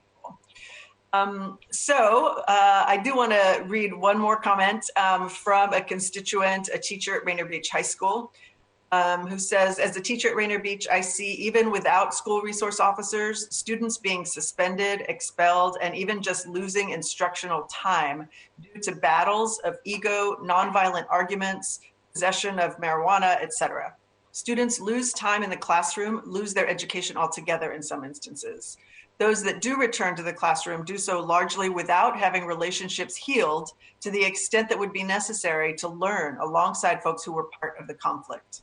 We have had restorative justice coordinators the past few years who've begun to do the work, and their effect has been incredible. We have students who are trained in restorative justice circle keeping in every grade level who are leading these healing circles for each other. That is the goal. That we set up systems to dismantle punitive systems of colonization. Students feel the agency to heal each other and their community. The restorative justice grant runs out this year, and we will be without a restorative justice coordinator next year. Please pass Councilmember Morales' proposal, teacher and resident of District 2. Thank you, Councilmember Morales. Thanks. Are there any additional comments or questions? Seeing no additional comments or questions, thank you so much. I see folks raising their hand in the future. I also want to note, please don't lower your own hand in the Zoom function. We will have our team do that behind the scenes so that we're making sure that we're getting everybody on the screen before we move forward. Okay, so to summarize, I see Council Member Morales as the prime sponsor. I see council members Herbold, Sawant, Strauss, and Lewis as co-sponsors. Anybody have anything else before we move on? Excellent. That summarizes this one. Thank you. Actually, may I ask a quick question, Councilmember Morales? Yes. Okay, great. What I didn't see, and you just started to speak to it, the person who you read the testimony, they said that the money is running out for restorative justice efforts. Is this a continuation of an existing program? Because it says pilot program. No, there's some additional community programming in other parts of the city. But the Best Starts for Kids, for example, is some existing funding and some existing work that is happening, but this work needs to pilot. This is a new pilot. Yeah. Okay, thank you very much. All right, folks, I think we got everybody summarized here. Councilmember Morales, Herbold, Sawant, Strauss, and Lewis as co-sponsors. Excellent. Let's move to the next. Great. Good morning. This is Lish Whitson with Council Central staff. We have 3 items for the Department of Neighborhoods. The first is DON 1A1, sponsored by Councilmember Juarez, with Councilmember Strauss and Gonzalez supporting it. This would add a new planning and development specialist position and funding to the Department of Neighborhoods to staff an Indigenous Advisory Council that would be set up in 2021 to provide a voice and forum for the urban Native community to provide input on their needs and interests to the city. Thank you, Lish. Councilmember Juarez. Thank you. Good morning. First of all, big thank you to you, Madam Chair, IT, and Joseph for the new format regarding the budget. It's so much easier and nicer to see everybody's face instead of us shuffling all this paper behind these screens. So thank you very much for that. Thank you. The Indigenous Advisory Council, I want a big thank you to the co-sponsors with me, Council President Gonzalez and Councilmember Strauss, particularly to Council President Gonzalez, who obviously had served with me last term and is very aware of the issues, not only for the city of Seattle, but in Indian country in general. So thank you for that. This is very exciting because the city of Seattle has never had this type of Indigenous Advisory Council and a companion FTE within the Seattle government family. So we need this permanent space dedicated to empowering urban Indian communities to advise city officials on urgent issues that Native communities and the tribes within King County, quite frankly, currently face. The devastating reality is that American Indian and Alaska Native communities experience disproportionately high rates of gender-based violence, health disparities, including chronic disease, racism, poverty, and the barriers to education, and of course, number one in homelessness. I have a few more notes on here, but I want to make a point here. This isn't just limited, just like Indian country just isn't limited to the four corners of a reservation. It isn't just about urban Native populations. It's also about working with our tribal governments, not only in King County, but statewide, where their members live in the city of Seattle, and leveraging the resources of tribal governments, which we've done and we have always done since the 90s on a state level. So right now, City Council can do more to engage and serve the variety of Native voices and leadership in our city in order to promote government-to-government relations with the tribes, tribal governments, decolonize current structures, and promote the livelihood of Native populations in Seattle with an empowered Indigenous Advisory Council. This budget action makes this happen. The Indigenous Advisory Council, the IAC, will serve the important purpose of providing direction, guidance, and subject matter expertise to advise Seattle elected officials and city departments on issues pertaining to Native populations and tribal government. The IAC will work closer and well and fit into our Seattle City Council committee structure, and also work with the legislative branch, more city departments, the executive, commissions, and committees.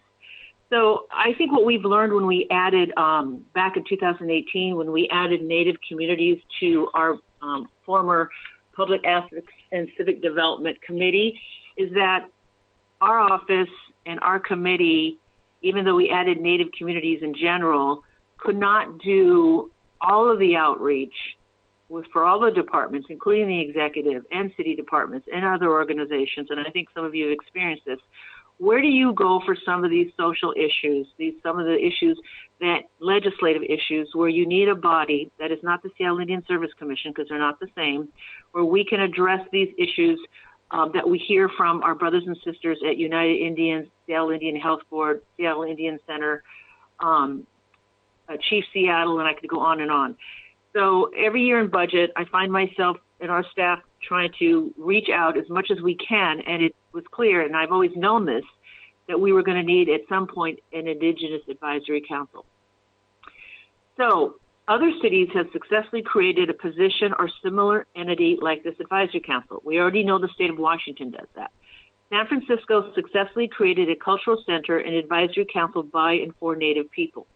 Portland has an active tribal relations director who is positioned to assist the executive, city council, and all city bureaus in strengthening relationships and coordinating overall policy development. They work in collaboration with tribal governments and the Portland Native American community. We have this opportunity to follow these models to better understand the impacts of our policies on Native communities here in Seattle, and an advisory council will fulfill Seattle's obligation to promote the lives of Native Americans in a more permanent way. So we have the opportunity to fund not only or put together the Indigenous Advisory Council, but have the companion one FTE within Department of Neighborhoods to make sure that we execute the policy issues that are brought to committee that we would bring to full council. In the meantime, we are working with LISH to create the Advisory Council through legislation outside of the budget season to provide more time for public engagement to shape the final structure in the new year. So I guess what we would be looking at is how many mayoral appointments, how many city council appointments. This proposed staffer would be instrumental during the beginning phase of the engagement. And so just on a side note for what I've had to do, and again, this is the nice part about being old, I remember the days when President Clinton signed the executive order back in the early 90s requiring federal governments and then eventually this date to adopt a government-to-government relationship with tribes. So it isn't just a matter of having an FTE in an Indigenous Advisory Council.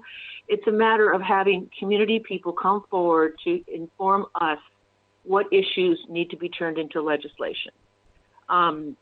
And also, which is another more than a bonus, which I'm hoping that we leverage more, is that we work closer with tribal governments, not only on issues that this council recently passed, thank you, on missing murdered Indigenous women and girls, but other issues.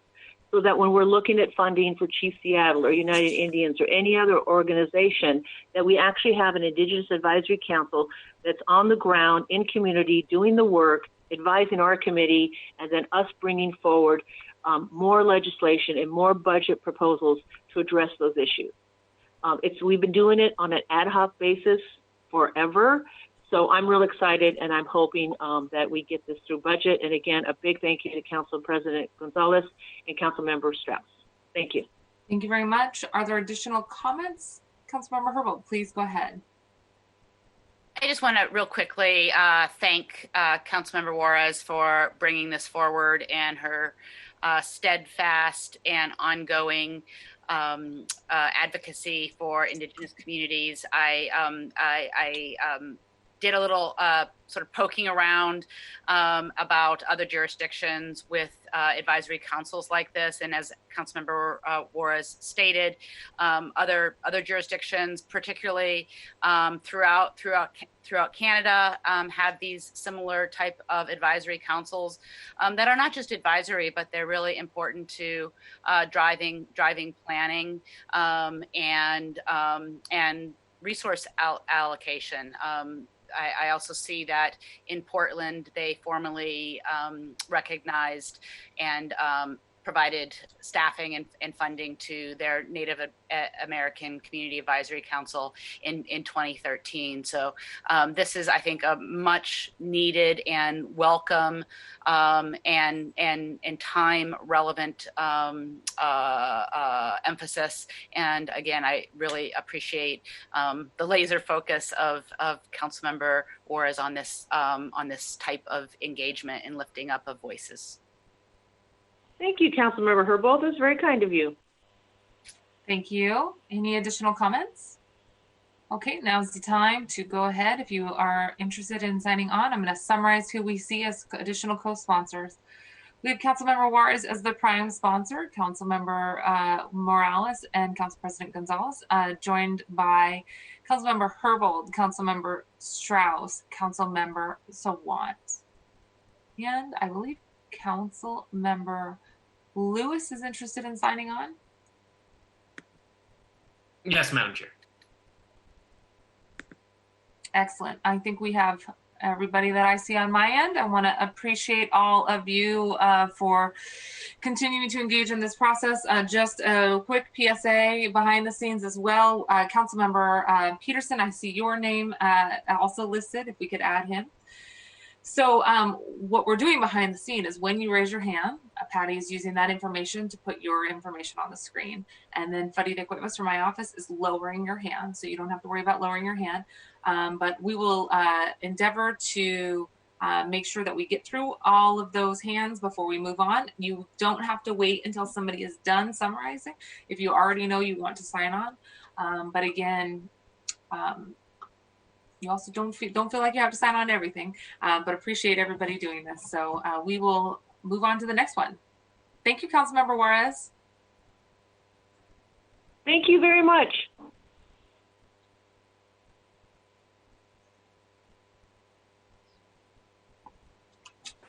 DON 2A1 would add $200,000 to the Department of Neighborhoods to support the construction of the Detective Cookie Chess Park. This is underutilized right-of-way in the Rainier Beach neighborhood that the community has been working on for a number of years to develop into a community gathering space that includes outdoor chess playing, inspired by Detective Cookie, who leads a chess club in the Rainier Beach neighborhood. Councilmember Morales is the sponsor, with Council members Herbold and Strauss as co-sponsors. Thank you very much. Councilmember Morales, please go ahead. Thank you. Well, as I said last week, this would help build out the park to include a giant chessboard on the ground. Young people in the neighborhood have used this area and this chess club for years as a way to connect and build bridges of healthy communication in their neighborhood and with adults in the neighborhood as well. Parts of the Rainier Beach community have come together to honor the club and have a positive outlet for our young people in the neighborhood, and this would just help ensure that that process of park building gets completed. Thank you very much, Councilmember Morales. Are there any additional comments or questions? Okay, I see co-sponsors, Councilmember Herbold and Councilmember Strauss. Thank you very much, Councilmember Morales. I don't see any additional questions or comments. Appreciate your summary here. Let's move on to, actually, Councilmember Morales, I do have a question. I keep doing that. I'm very sorry. Do you happen to know if this park has any additional matching dollars from the state legislature? I don't know the answer to that. Sorry, but we can certainly find out. Thank you very much. Thanks.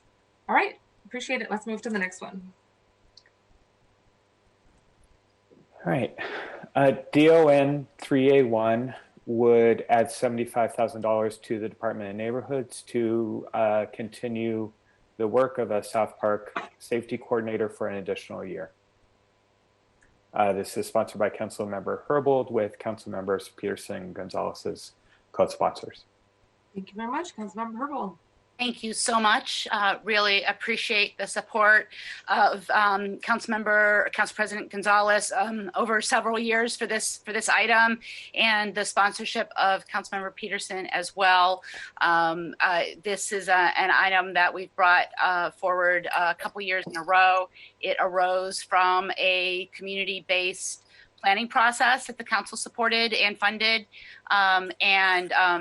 appreciate that last year I received strong support from both council members Sawant and Juarez to get this added to the budget. As you heard this morning, this proposal has received strong support from a number of South Park organizations, and as noted in public comment, residents and businesses as well. It's a given that the multilingual approach is critical for community-based safety efforts in South Park. We've heard from several organizations supporting funding this position: South Park Neighborhood Association, the Duwamish River Cleanup Coalition, Cultivate South Park, Friends of the River City Skate Park, Concord Elementary PTA, Villa Communitaria, and Duwamish Valley Safe Streets. I was emailed this week from a constituent about the importance of this work, and with an example of how effective Dennis Diaz is in this position, and then how, as we've heard, this work is consistent with new approaches to public safety that both the council and mayor are considering. If you can indulge me, I'll make it really short. Just want to share this very specific example. On July 2nd, around 8 p.m., a neighbor posted about an older Spanish-speaking woman being in a mental health crisis on her front porch. She was confused and repeatedly knocking on the door and tried to enter the house. The homeowner, who doesn't speak Spanish, posted on the neighborhood group, Seeing there weren't any useful responses, I was quickly able to contact the neighborhood safety coordinator, Mr. Dennis Diaz, who is bilingual. He left his house that evening and was able to resolve the situation without tragedy or malice. I was able to contact the South Park safety coordinator directly. He was quickly willing and able to assist neighbors with a Spanish-speaking person in a mental health crisis when no others had come forward despite repeated pleas on community forums. It seems antithetical to the goals of the city and the council to reduce reliance on police resources for such scenarios by not providing permanent funding for this job. Without his compassionate and effective response this particular evening, the outcome could have been disastrous. Thank you. Thank you, Councilmember Herbold. Any additional comments or questions? Okay, just a quick question for me. Is there a BIA in the South Park area that this position works with? There is not a BIA. There are actually two separate business associations, but there is no BIA.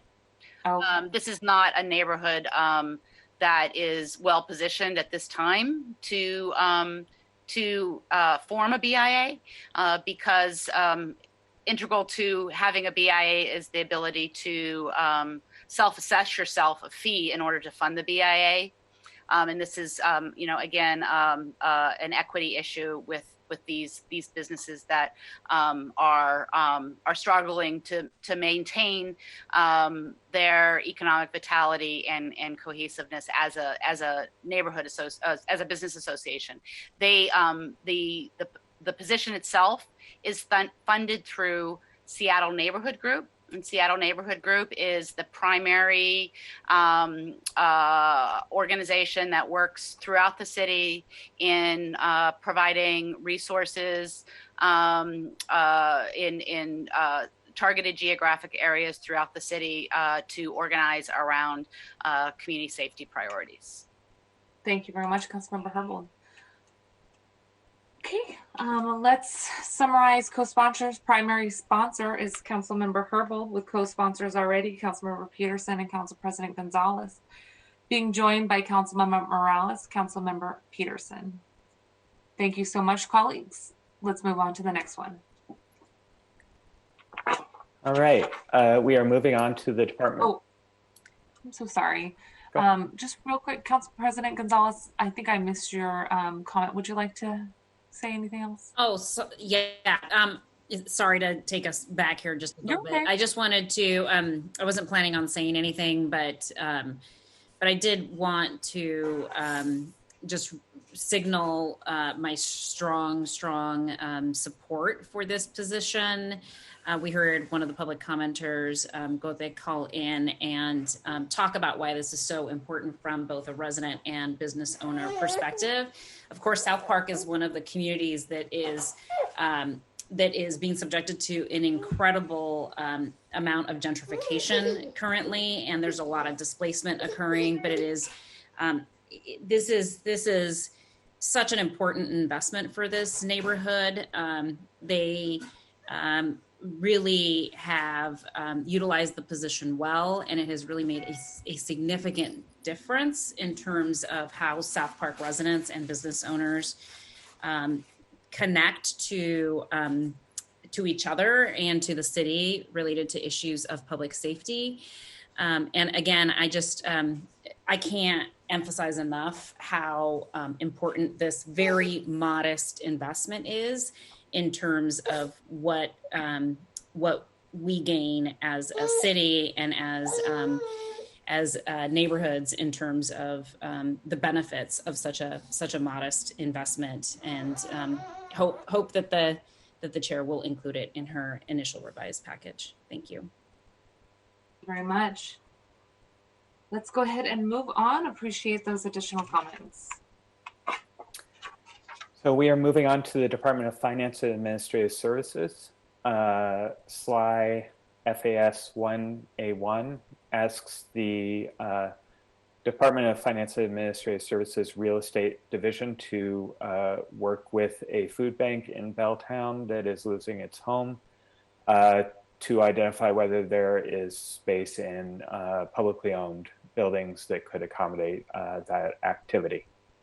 Councilmember Lewis is the prime sponsor with Council members Morales and Juarez, I think, and Strauss.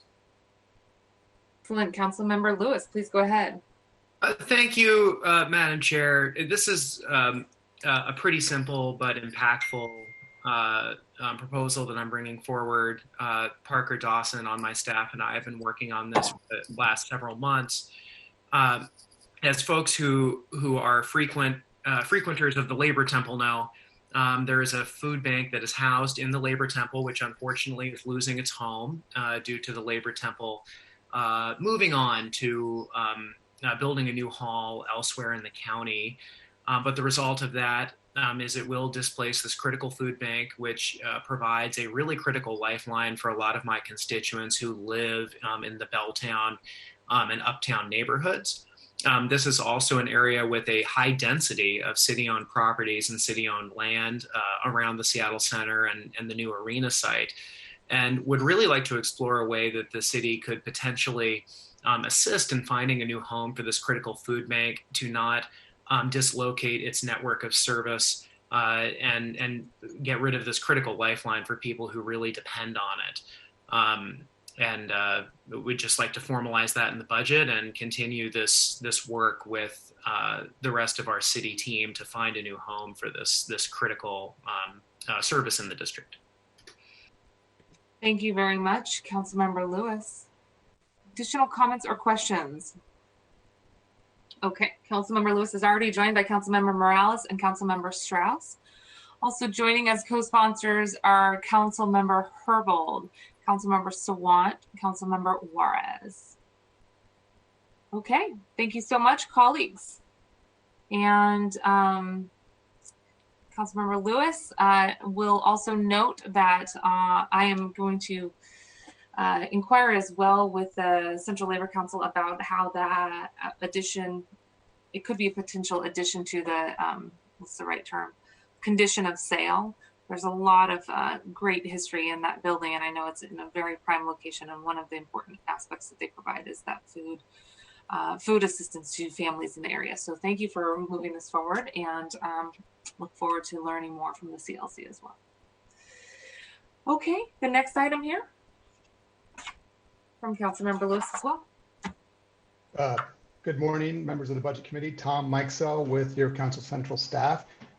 Council Budget Action FAS 2A1, sponsored by Councilmember Lewis with co-sponsorship from Councilmembers Morales and Strauss, would pass legislation to create a business and occupation tax credit for businesses with taxable incomes in 2020 below $200,000. So just as background, businesses with taxable income below $100,000 are completely exempt from the tax. The next highest income tier for which data is available is the 100,000 to 200,000 tier. Okay, Tom, I'm going to ask that you speak up real loud next time. Councilmember Lewis, anything to add? And if folks couldn't hear, maybe just a quick summary as well. Yeah, I appreciate that. I am proud to bring this forward to really think creatively about some of the ways that we can provide relief to the businesses that we know are just really, really struggling and suffering through this very unique recession that has had such a big impact, particularly on bars, on restaurants. And there's an awful lot of businesses in that category that are family owned, that are small, that are women and BIPOC owned, that fall below this $200,000 threshold, that may not survive this recession or this downturn due to the hit they've taken from COVID. As we're all very well aware, we are very limited in our state in what we can do to provide direct relief due to the prohibition on gifts of public funds.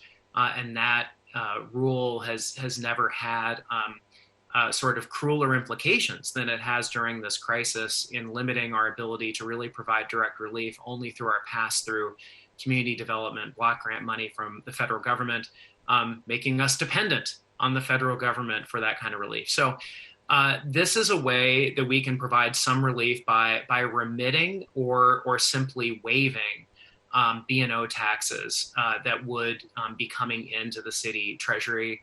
I'm open to considering to work or continuing to work with central staff and my colleagues and the executive on ways to maybe get around administrability costs and maybe tighten up the criteria a little by including maybe an FTE criteria in addition to the 200,000.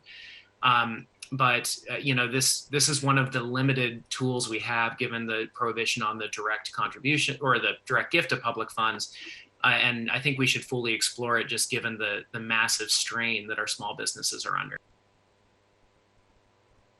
Thank you very much, Councilmember Lewis. Tom Meixel, I'm wondering if there's anything you would like to repeat just a little louder.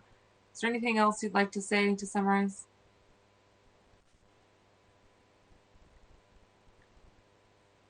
I do not believe so, Madam Chair. Okay, thank you so much. Are there questions? Councilmember Herbold, did you have a question? I do not. I'm sorry. I'm off. That's it. But I'll put myself back on. Thank you. No problem. Just looking for cues. Okay. So just so I understand, Tom, the expected potential impact on the budget at this point is $540,000. Madam Chair, that's correct. That would be in the 2022 budget.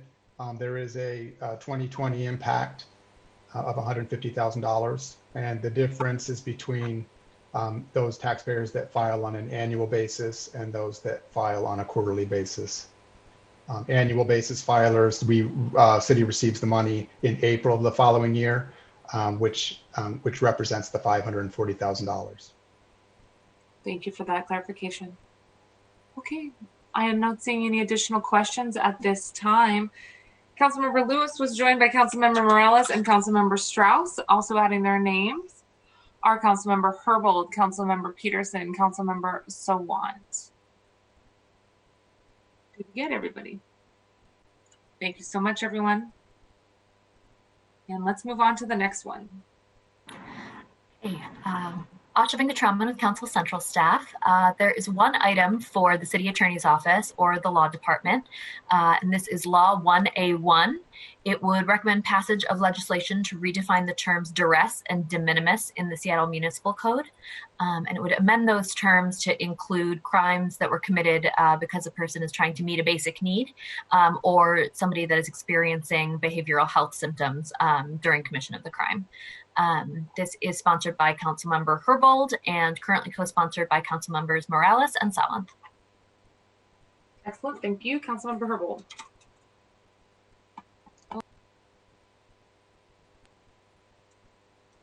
My apologies.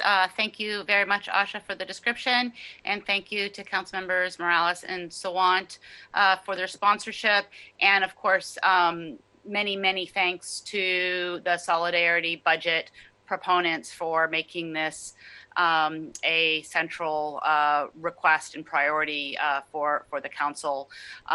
There's been some information out there about the impact of this amendment. I just want to be very clear. This amendment would give the court, our judges and juries, the ability to hear a defense that would be offered by public defenders, and this is really about creating some transparency about the conditions of the lives of people who have been accused of offenses. Currently, just given the fast-paced nature of Seattle Municipal Court and of these particular misdemeanor prosecutions when they happen, there just really isn't the opportunity, despite the efforts of the defense, to create the room and the space and the time to allow defendants the opportunity to talk about the conditions that led to the defense. And so this gives the ability of the court, the judges and juries to consider that experience, whether or not there is an issue of poverty that led to the commission of the offense, or substance abuse disorder, or mental illness. The proposal does not require a dismissal or acquittal. It simply allows for the defense. Again, this is a really important distinction because it's really the authority of the judges and jury to fully hear that story and make decisions about what circumstances would lead to a prosecution. We know that the city currently spends $20 million a year on incarceration. This significantly increases the risk of housing instability and homelessness. We have seen from reports like the Prolific Offenders report that being prosecuted and going to jail over and over and over again is not helpful to addressing the underlying issues that people are suffering from. Our ultimate goal is to ensure that people don't get caught in the criminal justice system in the first place by robustly funding programs like LEAD and co-lead and Just Cares, those types of interactions that rely on community referrals so that the police are not called, somebody doesn't get charged, and people do not have to use this defense. But given the fact that we don't have our what we learned last week were Intercept Zero programs fully funded and at full scale, some of these cases are still being prosecuted. I just want to also lift up that just this week, the Washington Post had an editorial about the unfortunate Proposition 1 in California, and that is sort of a tough on crime proposition on the ballot in California. And the Washington Post specifically gave a shout out to Seattle and for this effort and cited this proposal as a positive step in the right direction, whereas Prop 1 unfortunately further criminalizes mental illness, substance abuse disorders, homelessness, and poverty. And so I think we really have an opportunity again, as Seattle does, to lead and begin working to provide proper services to these individuals instead of simply hoping that individual circumstances change after a jail sentence. Thank you. Thank you, Councilmember Herbold. Are there any additional questions or comments? Councilmember Lewis? Thank you, Madam Chair. I just want to make a couple brief comments about this, just based on a lot of the commentary that's been out there and the analysis by certain folks.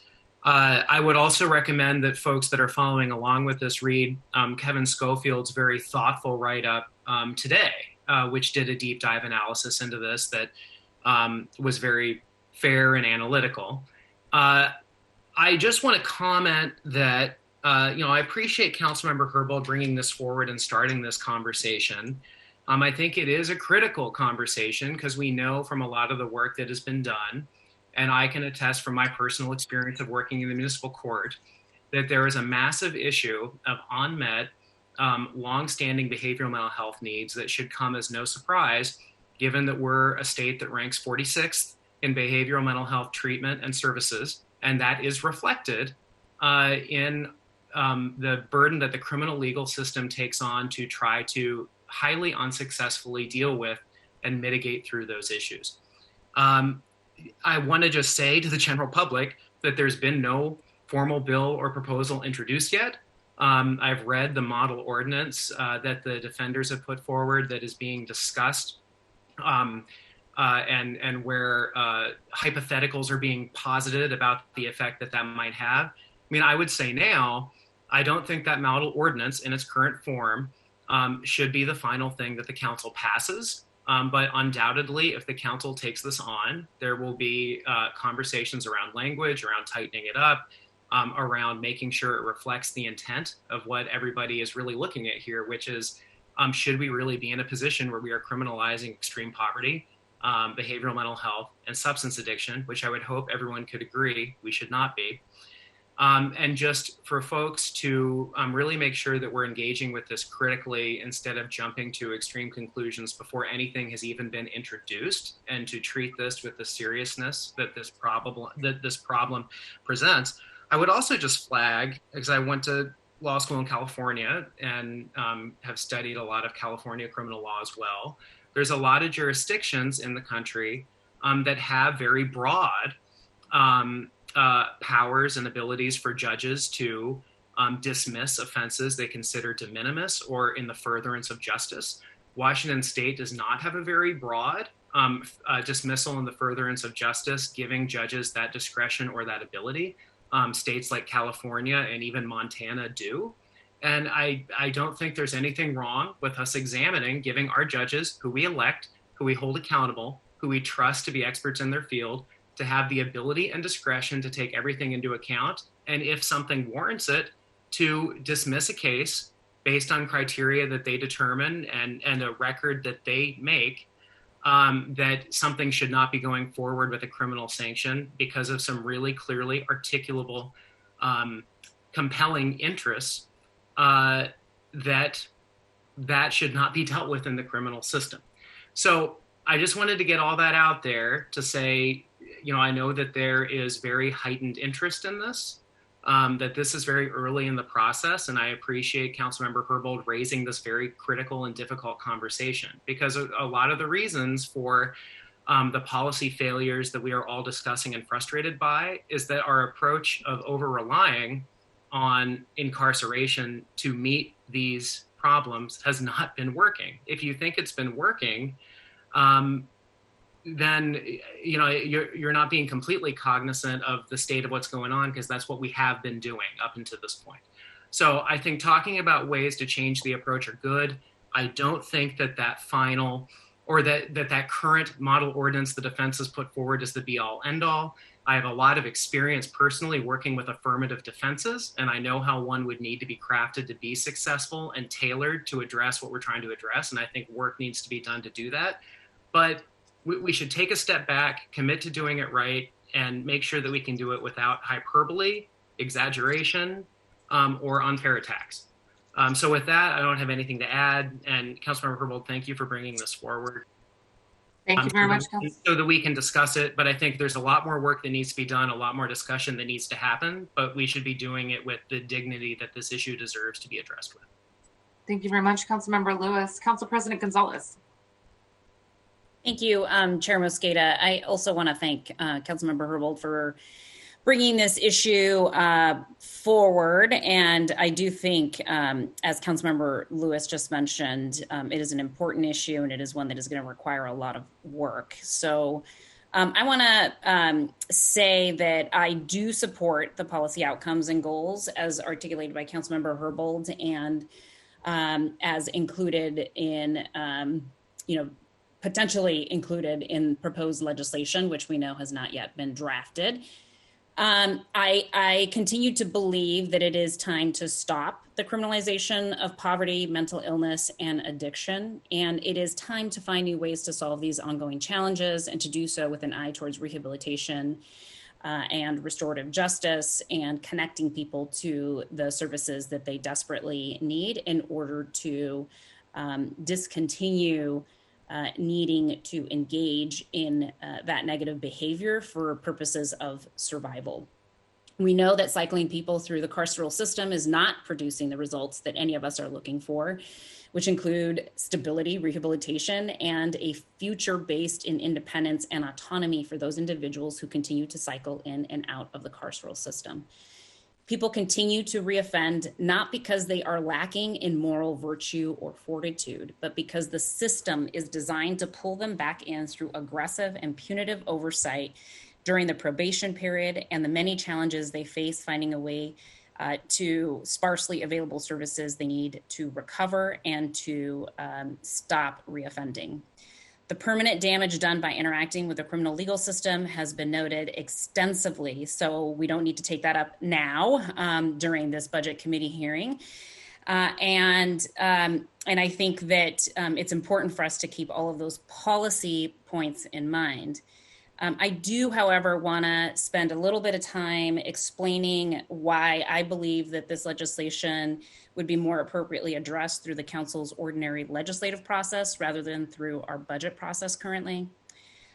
First, the budget process is designed to undertake actions directly related to the city's budget. I am concerned that there is not a sufficiently strong nexus between the purpose of our budget process and the significant policy questions presented by Councilmember Herbold's potential affirmative defense bill. Here, of course, Councilmember Herbold, I think I've heard assert that the City Council, if we pass this during the budget process, that there would be a reduced need for jail services that the city currently purchases from King County. And I think that intuitively that is true, that if we are charging less people with misdemeanors, then it is likely that this will mean a reduction in the use of beds at the King County Jail for those purposes. And as many of you are aware, I have been following and advocating for a reduction in the city's obligation to the county for jail services for the past 2 years. And what I know from that work over the last couple of years is that the city of Seattle is today already using less beds than we are paying for. The reason for this is not because we have reduced the number of charged and booked misdemeanors. The reason for this is because the McGinn administration committed the city of Seattle to a 30-year jail services contract with King County. I make this point not to defend the jail services contract. I highlight this fact to illustrate why I believe that the argument that the bill is budget legislation is a bit of a stretch in my mind. And so this belief is also further bolstered by my conversations with Interim Director Dan Eder, who has indicated that even if the passage and implementation of this bill was realized, any additional savings would need to be realized through renegotiating the 30-year jail services contract or through litigation to end the 30-year term contract. Secondly, I just want to say that it's my understanding, as Councilmember Lewis just alluded to, and I think Councilmember Herbold also said in her remarks, that this draft legislation has not yet been drafted. And it's also my understanding that it is legislation that would be one of first impression. So in other words, the city of Seattle is the first in the nation to consider this kind of legislation. And as many of you know, and I would include the reality that Councilmember Herbold also knows this, is that I'm not one to shy away from legislation simply because no one else has done it yet. And I know that this council has historically leaned into those spaces to make sure that we're fulfilling Seattle's legacy of leading the nation towards innovative and just laws that improve the lives of our residents. So I am proud that this legislation appears to fall into that category, and I'm excited about deliberating its merits. But as council president, my role is to manage the council's legislative process, both for the purpose of ensuring the integrity of that process, but also to ensure that Council Central staff has the resources, bandwidth, and capacity to analyze significant policy proposals such as this one. So, obviously it's no secret that during budget, the capacity of our central staff is extraordinarily limited. And the capacity of our central staff, and frankly, the bandwidth of council members and our staff, is precisely why, as a council, we approve council rules every winter, agreeing to cancel all non-budget committee hearings and thus shelf policymaking for a short 2 months during the year. While central staff are focused on the important work of evaluating a $6 billion budget that serves the most impacted across the city, it is, I think, too much to ask them to add this first in the nation legislation to their workload on top of the budget obligations that they currently have. So again, this is not a comment on the merits of the proposed policy, which I absolutely agree with the underlying intent there and look forward to having those conversations. I'm just concerned about having this conversation during the budget process, and would strongly recommend that the legislation be placed on the introduction and referral calendar once it is drafted, but it would be my strong preference to have it referred to the Public Safety and Human Services Committee, which is chaired by Councilmember Herbold. And I'm proud to be her vice chair for consideration after November 23rd, which is about 4 weeks away from now.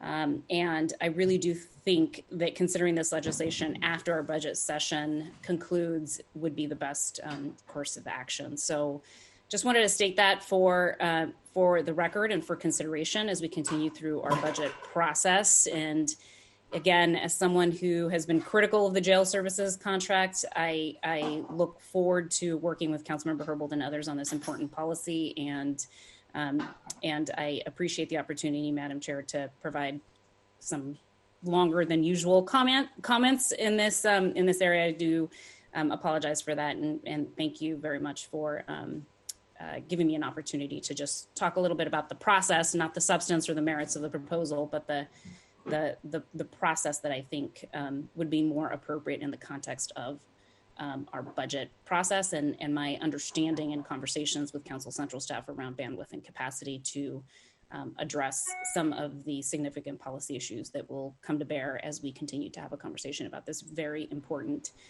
proposal from my good and honorable colleague, Councilmember Herbold. Thank you, Council President. No apologies necessary. This is a very helpful conversation. I want to thank Councilmember Lewis and the Council President for your comments. And Councilmember Herbold, would you like to add anything? I see you off mute, and then I see Councilmember Sawant. Please go ahead, Councilmember Herbold.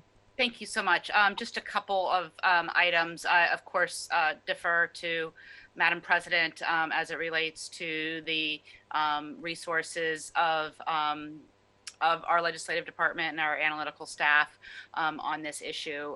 Just two things I do want to correct for the record.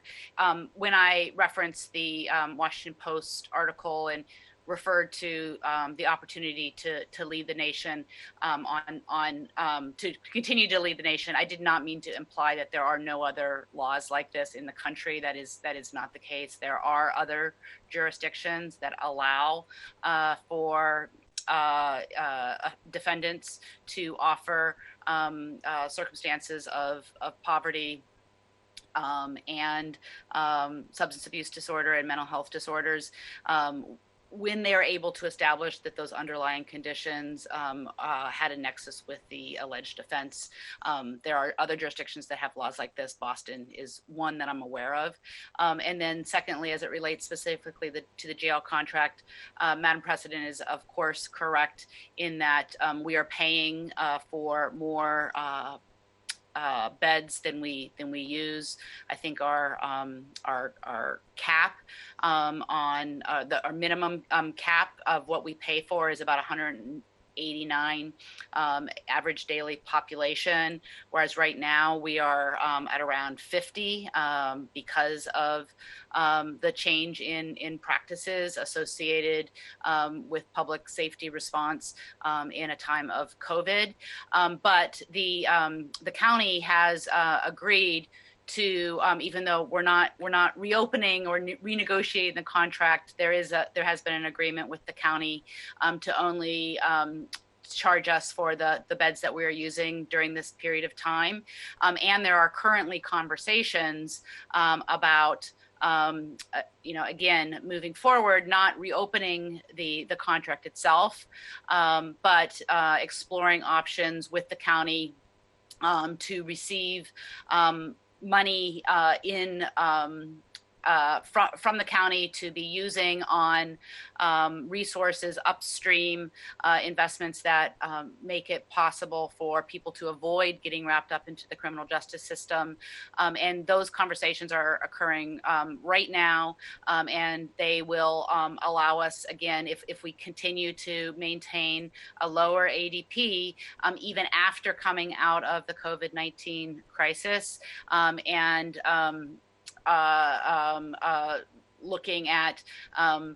looking for other reasons to keep that ADP low other than social distancing reasons. I did feel that adopting a policy like this would sort of help cement that lower ADP and in a way that will help us in receiving these really critical funds from King County for not using all of our jail beds.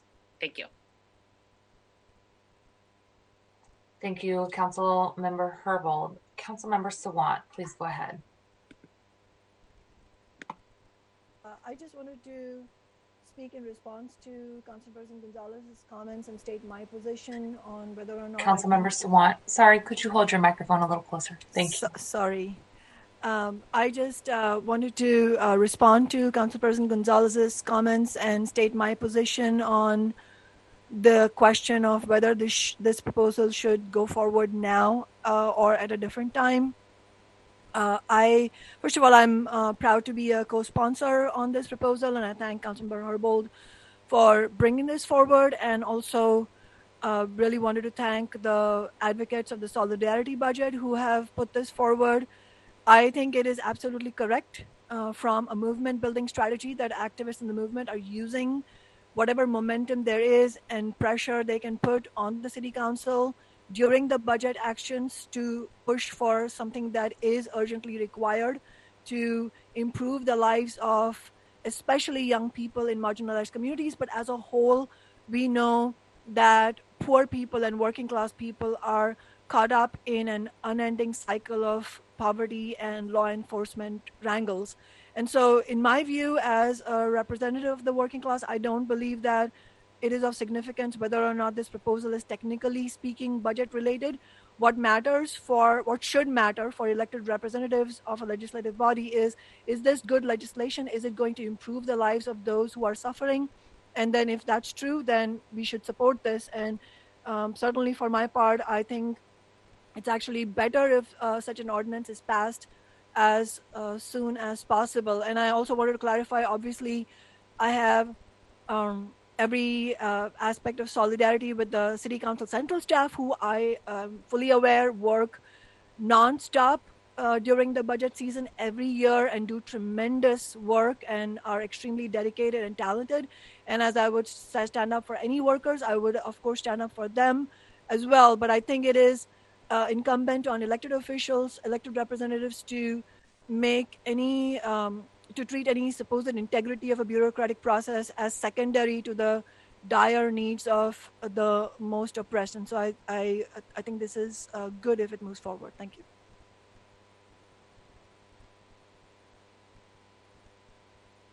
Are there any additional comments? Okay. Chair Mosqueda, I would just go ahead, Council President. Yeah, thank you so much, and thank you, Councilmember Herbold, for the clarification around the leading the nation comment. Really appreciate that, and I'll take a look to see if I can find that Washington Post article as well as we continue to have this conversation about this important policy. I do just want to sort of, for the record, state very clearly that my primary motivator in recommending that this not go through the budget process and wait 4 weeks for discussion in Councilmember Herbold's committee. My primary motivator for making that recommendation is as Council President, and as Council President overseeing the legislative process as it relates to resources and bandwidth of Council Central staff. So I just feel very, very strongly that we are asking our Council Central staff to do a lot. We all know that. We know that they are working countless hours, and I can't imagine, knowing what I know about their workload, asking them to add a bill of this significance and a bill of this import to their current workload related to the budget process. So I would just respectfully request that we work together to create space and time to allow Council Central staff to appropriately staff this particular policy issue beginning on November 24th or thereafter, to really make sure that we are getting the high quality staffing that we come to enjoy from our Council Central staff, and to allow us all an opportunity to be able to focus both on the policy issues down the road, and allow us and Council Central staff to, during the budget process, remain focused on the budget process. So just wanted to clarify that for the record, that my motivation is not my motivation is primarily and largely motivated by wanting to make sure that Council Central staff is not going to be overloaded and overburdened during this very intense, historic budget process that we're currently undergoing. Thank you, Madam Chair.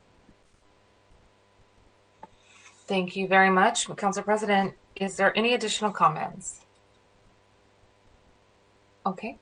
I see Council Member Herbold as the prime sponsor, already joined by Council Member Morales and Council Member Sawant, and I believe Council Member Juarez is also adding her name as a co-sponsor. Thank you so much.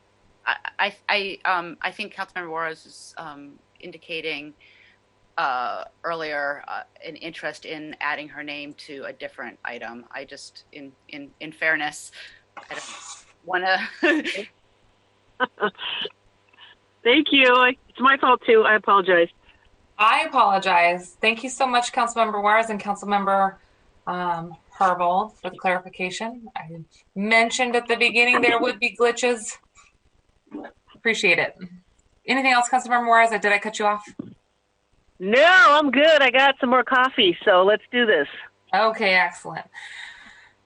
Speaking of coffee, I got mine in hand. We have about an hour and 15 minutes left to go. So I appreciate that robust discussion. Thanks again, Councilmember Herbold, for bringing this forward, and to all of our colleagues who have chimed in on this item. Looking forward to having more discussion as we move forward. Let's go ahead. Okay. Ledge 1A1 is proposed by Councilmember Morales, who is joined by Councilmember Strauss and Councilmember Lewis, would add $275,000 to the Legislative Department to contract for a report on citywide human service wage inequities. $250,000 of this appropriation would be used to subcontract with a human resources and research consulting company to analyze wage information, including but not limited to researching wages and wage inequities for HSD's internal human service workers, as well as contracted human service workers. The remaining $25,000 would be used for facilitating and managing development of the report by a nonprofit such as the Public Defender Association. Excellent. Thank you. Councilmember Morales, we'll turn it over to you. Thank you. Sorry. Good morning. So the purpose of this would be to study and research wage and wage inequities for human service workers and within HSD and other agencies contracted with HSD. These folks are doing important work during the crisis that we're all living through. And we know that folks in the human services career take on both firsthand and secondary trauma while doing the work that they do. Anecdotally, we know that the wages in this field don't always match up to the tremendous amount of work being done day in and day out, especially for folks who are directly serving our neighbors. So this study would allow us to have an accurate picture what human services agencies, what human services wages are, and where we can make them more equitable. It would also serve as a tool in the future budget discussions. We talk about things like expanding human services contracts and other budget discussions related to HSD. Okay, thank you, Councilmember Morales. Councilmember Morales is joined by Councilmember Strauss and Lewis. Are there any additional questions or comments on this item? I am seeing none. Thank you very much, Councilmember Morales. Let's go ahead and move on. Keto Freeman, Council Central Staff. The next item, Ledge 2A1, would add $350,000 in general fund to the Legislative Department to fund continued development of transportation impact fees. These funds could be used to complete or start new studies to authorize a GMA impact fee program or an impact fee program authorized pursuant to the city's Transportation Benefit District Authority. The sponsor for this potential amendment to the city budget is Councilmember Peterson. Councilmember Peterson, please go ahead. Thank you, Chair Mosqueda, and want to thank my co-sponsors on this as well. As we seek additional revenues, it's important to note that our state government already allows us to collect impact fees to pay for some impacts of new real estate development. The state provides two paths, and we can use one or both, the Growth Management Act and or the Transportation Benefit District. Impacts from new real estate development include the increased costs and demand on our streets, schools, parks, and fire stations. Most jurisdictions in King County and Washington State and in California throughout the country charge things like real estate developer impact fees. So when we adopted the ordinance for the Seattle Transportation Benefit District, we added 5 recitals to that council bill stating our support for impact fees for transportation, including a whereas in response to public requests that the city pursue progressive sources of revenue to supplement the STBD, the city council intends to consider imposing a transportation development impact fee under RCW 36.73 or RCW 8202. This could fund necessary capital and other transportation investments that support transit capacity. So this budget action provides the funds necessary to start and finish studies that are required to implement this greatly needed revenue source in Seattle from both potential paths, GMA and Transportation Benefit District. I know I've talked a lot about bridge maintenance in the last few weeks, and yes, at least one of these sources could be used for bridge maintenance, but this is really about a wide array of transportation needs that our city has in the face of funding reductions.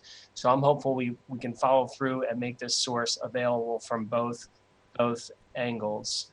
I believe I'm happy to answer questions. Thank you, Councilmember Peterson. Councilmember Herbold, please go ahead. Thank you. I just want to say that as a strong supporter of the development of developer impact fees, working collaboratively with previous council member Mike O'Brien and council member Bagshaw in the comp plan amendment that creates a specific project list for moving forward on a transportation benefit district. I strongly support the effort to create a transportation impact fee program for under the transportation benefit district as well. I am very concerned, though, that these funds would be used to restudy and relitigate the project list that has been created and docketed for comp plan amendments associated with transportation impact fees. And that project list is a project list that has been developed in collaboration with folks like the Sierra Club and the Mass Coalition. There's strong support in the community for that particular version of a transportation impact fee from stakeholders who sometimes don't support transportation impact fees. So I really do not want to upend the apple cart for the direction that we're moving in by either adding projects to the list or taking projects off. And I have been in conversation with Councilmember Peterson about my desire to maintain the current project list. I am willing to show a little bit of flexibility on that, given that he has committed to me that the goal would not be to remove the projects supported by the Sierra Club and the Mass Coalition from the existing project list, but perhaps to add projects. But I have a question for Keto Freeman as it relates to how restudying this issue is going to affect the timeline that we're currently on for the comp plan amendments. I understand that we have docketed amendment that includes a particular list. If we are going to go back and study whether or not that is the right list, how does that affect our timeline around the comprehensive plan amendments? It depends. I guess it depends on the scope of the changes. So what the council has now is a study that is based on a specific project list, and that study establishes a maximum supportable fee. If the council wants to add projects to that list, and the changes are sort of relatively minor in scope, it probably would not affect the schedule very much for council consideration of that list next year. If the council wants to significantly revise that list, then there's more work for the consultant to do. Among other things, the list establishes the impact fee eligible cost associated with those projects that are on the list. So There is some back end work that would need to happen, but it depends on the scope of the changes. And so you say it wouldn't affect the schedule very much if the scope of the changes was small. Can you elaborate a little bit with a little bit more specificity on this? This is so important to me that we move forward with the schedule that we are currently on. We have been delayed so many times because of appeals and lawsuits. And again, we have the critical support of stakeholders who do not normally support transportation impact fees for this particular list. So given that these dollars will not be available until January, and a study presumably takes some time, even for a narrow scope, can you just give us a little bit more? Like, are we talking about months? And if so, how many months? Sure. Or hopefully we're talking about weeks. So just I want to first distinguish between a TBD authorized impact fee program versus a GMA authorized impact fee program. And what we are talking about here is a GMA authorized impact fee program. So the proposed appropriations in the council budget action that we're talking about now are for 2020, and they could potentially be used for both a TBD or a GMA authorized program. There's about $80,000 that is currently encumbered by a contract that can be used in 2020 to do further work on a GMA authorized impact fee program, because that's what that contract contemplates. So there's work that can happen now. So there's money available now to continue work on GMA, a GMA impact fee program. It's a little bit of a theoretical question, and it's hard for me to answer without knowing what projects the council members may want to add to the current list. The list that the rate study is based on draws from a variety of different sources: the modal plans, the freight master plan, the transit master plan, the pedestrian master plan, and the bicycle master plan, and also from the Move Seattle levy projects. So it's pretty wide ranging. If council members wanted to add to that list some other transportation improvement that is not specifically contemplated in any of those modal plans, for instance, if the council members wanted to add capacity related improvements to either the Magnolia Bridge or the West Seattle Bridge, that would take some more time. And it would depend on the availability of information from SDOT. If there is relatively new information about what the cost of those projects are, then it may take less time. But those are the factors that would sort of drive how much additional effort would be needed for a GMA authorized impact fee program. Any additional questions, Councilmember Herbold? Well, I guess I would just again turn to Councilmember Peterson and ask whether or not he would be willing to focus these dollars on the TBD transportation impact program and a study for that program, something that would go beyond the GMA considered program that is moving forward. If there is a willingness to do so, I would certainly be excited about signing on to this item. Yes, Chair Mosqueda, may I? Oh, please. Yes, Councilmember Herbold. Yes, actually, the impetus for this budget action was the Transportation Benefit District as a potential path, because there are additional uses and project types that are available under the Transportation Benefit District that are not available under the GMA. So, if council members who as they talk to their districts, since we have a lot of new council members, including myself, as we talk to our districts about what projects are needed. The Transportation Benefit District path provides more possibilities. So we want to make sure we have that available. The old GMA project list will just have to, move forward and get support on its own through that path. There could be some dollars here available to complete that process. It sounds like there's 80,000 left over to complete that process. But yes, the main thrust of this council budget action is to open up the path through Transportation Benefit District, RCW, so that there's a wider array of transportation projects that can be funded through this potential source. Thank you. I've just added my support. Appreciate that. Thank you very much, colleagues. I'm not seeing any additional names. So just to summarize here, we have Councilmember Peterson as the prime sponsor, Councilmember Swan and Lewis.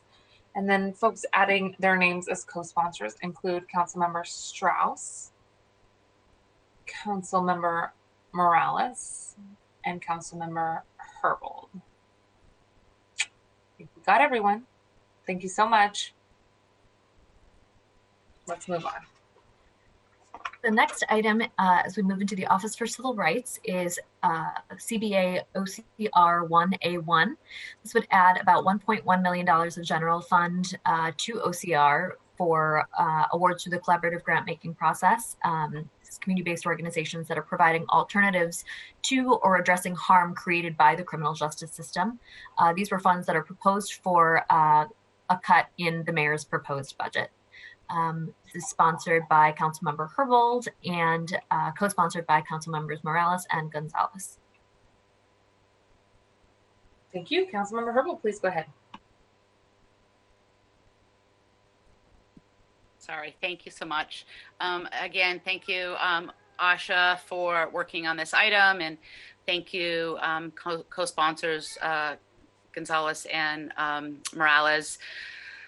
As we probably all recall, these are funds that are long fought for by the community for the collaborative grant-making process. This was intended to be ongoing annual funding. It was first provided with the council's vote in November 2018, but intended to be funded in 2020. It was the result of years of community advocacy by groups including Ending the Prison Industrial Complex, the Budget for Justice, specifically to be used for investments in alternatives to incarceration. It, of course, also builds on the work and the advocacy of organizations and coalitions like Youth Undoing Institutionalized Racism, No Youth Jail, EPIC, the People's Institute for Survival and Beyond, European Descent, all leaders who have called upon us to support a vision free of incarceration.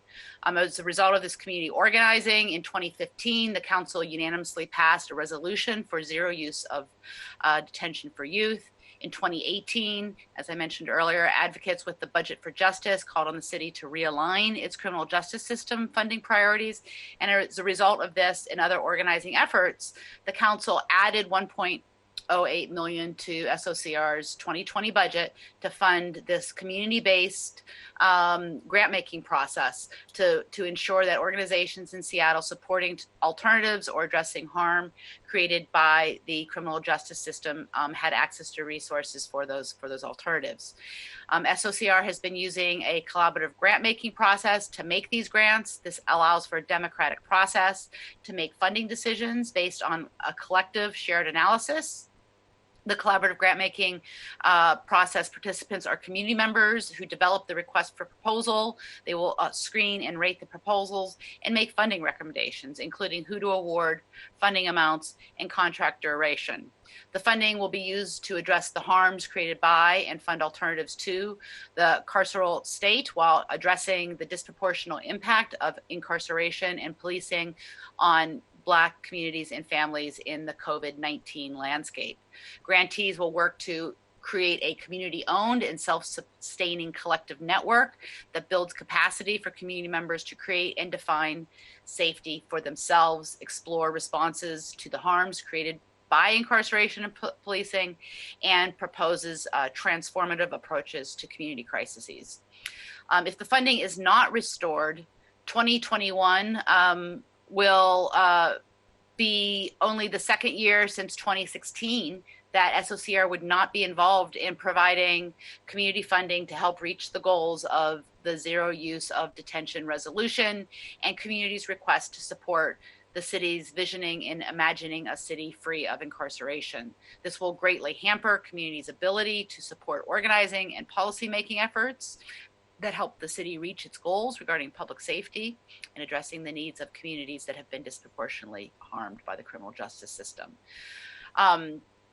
I just want to also share that Decriminalize Seattle and King County Equity Now have indicated that they see continuing this money in the 2021 budget is a priority, given their recognition that their momentum, the momentum that they are using to urge policymakers to rethink community public safety, they recognize that their momentum is actually built on these past organizing wins, including this one. So would really appreciate the support of my colleagues on this item, and again, really appreciate the support of co-sponsors Gonzalez and Morales. Thank you. Thank you very much, Councilmember Herbold. I did note earlier that Councilmember Juarez wanted to sign on as a co-sponsor, and I was speaking to the wrong amendment. So we do have Councilmember Juarez reflected here, joining with the original co-sponsors, Councilmember Morales and Gonzalez.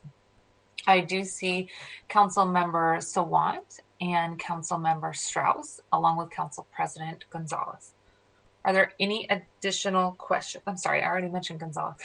Councilmember Sawant and Strauss and Juarez are adding on, and I see one more, Councilmember Lewis.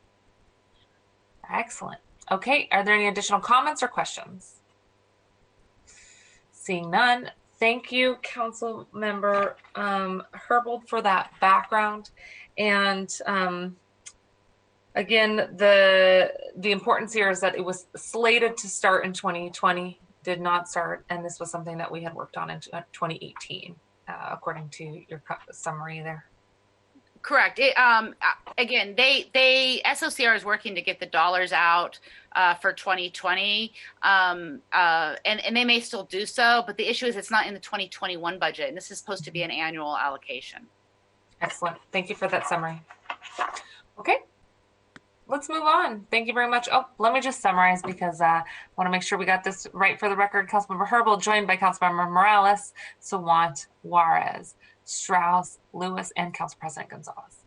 Thanks for the summary. Okay, let's go to the next one. The next item is SLI OCR 2A1. It would request that the executive participate in a work group regarding the implementation of a 2019 Racial Equity Toolkit report.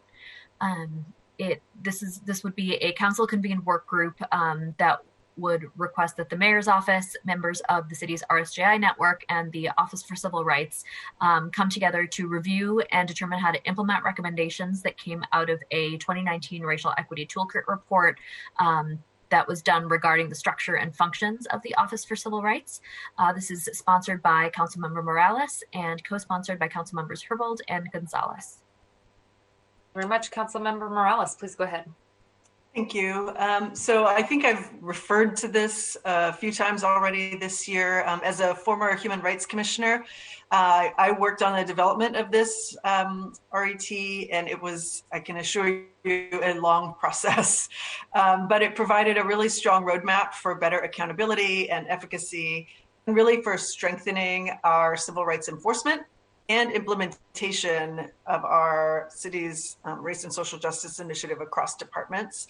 So this slide continues that work by charging the work group to bring forth legislation by June 30th on the role, governmental structure, and function of OCR. And as Asha mentions, asks for the executive to join the work group that has been crafting some of this from the beginning, but needs obviously to finish that work so that we can get legislation done by June. I do want to thank Councilmember Herbold and Council President Gonzalez for their work to strengthen and provide the appropriate resources to so that we can all do our jobs with racial equity in mind. Thanks. Thank you, Councilmember Morales. Are there any additional questions? Okay, I'm seeing no additional questions on the slide. Councilmember Morales is joined by Councilmember Herbold and Council President Gonzalez. Adding their name is Councilmember Sawant. Thank you very much, colleagues. Let's move to the next one. All right. Hello, council members. Yolanda Ho, Council Central staff. So we have 4 items for the Office of Economic Development. First one is OED 1A1, would add about $214,000 of general fund and one strategic advisor two for the nightlife business advocate position. This is sponsored by Councilmember Lewis with co-sponsors Councilmember Herbold and Councilmember Morales. This position, which is currently filled, and funding would be eliminated in the 2021 proposed budget. The position was originally added in a 2016 adopted budget to support the Office of Film and Music's efforts to support the nightlife industry and develop related strategy and policy work. This council budget action would add back the position, the strategic advisor two, as well as the funds. I would note that the amount includes about $156,000 for the cost of the position, plus $58,000 of general fund.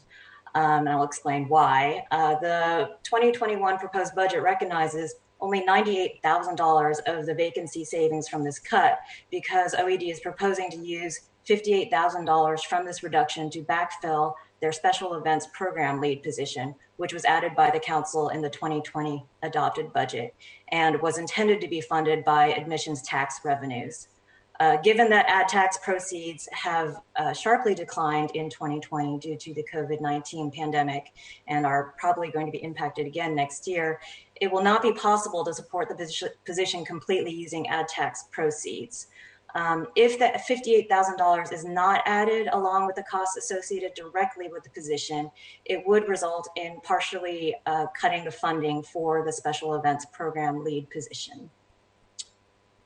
That is my explanation. Thank you, Yolanda.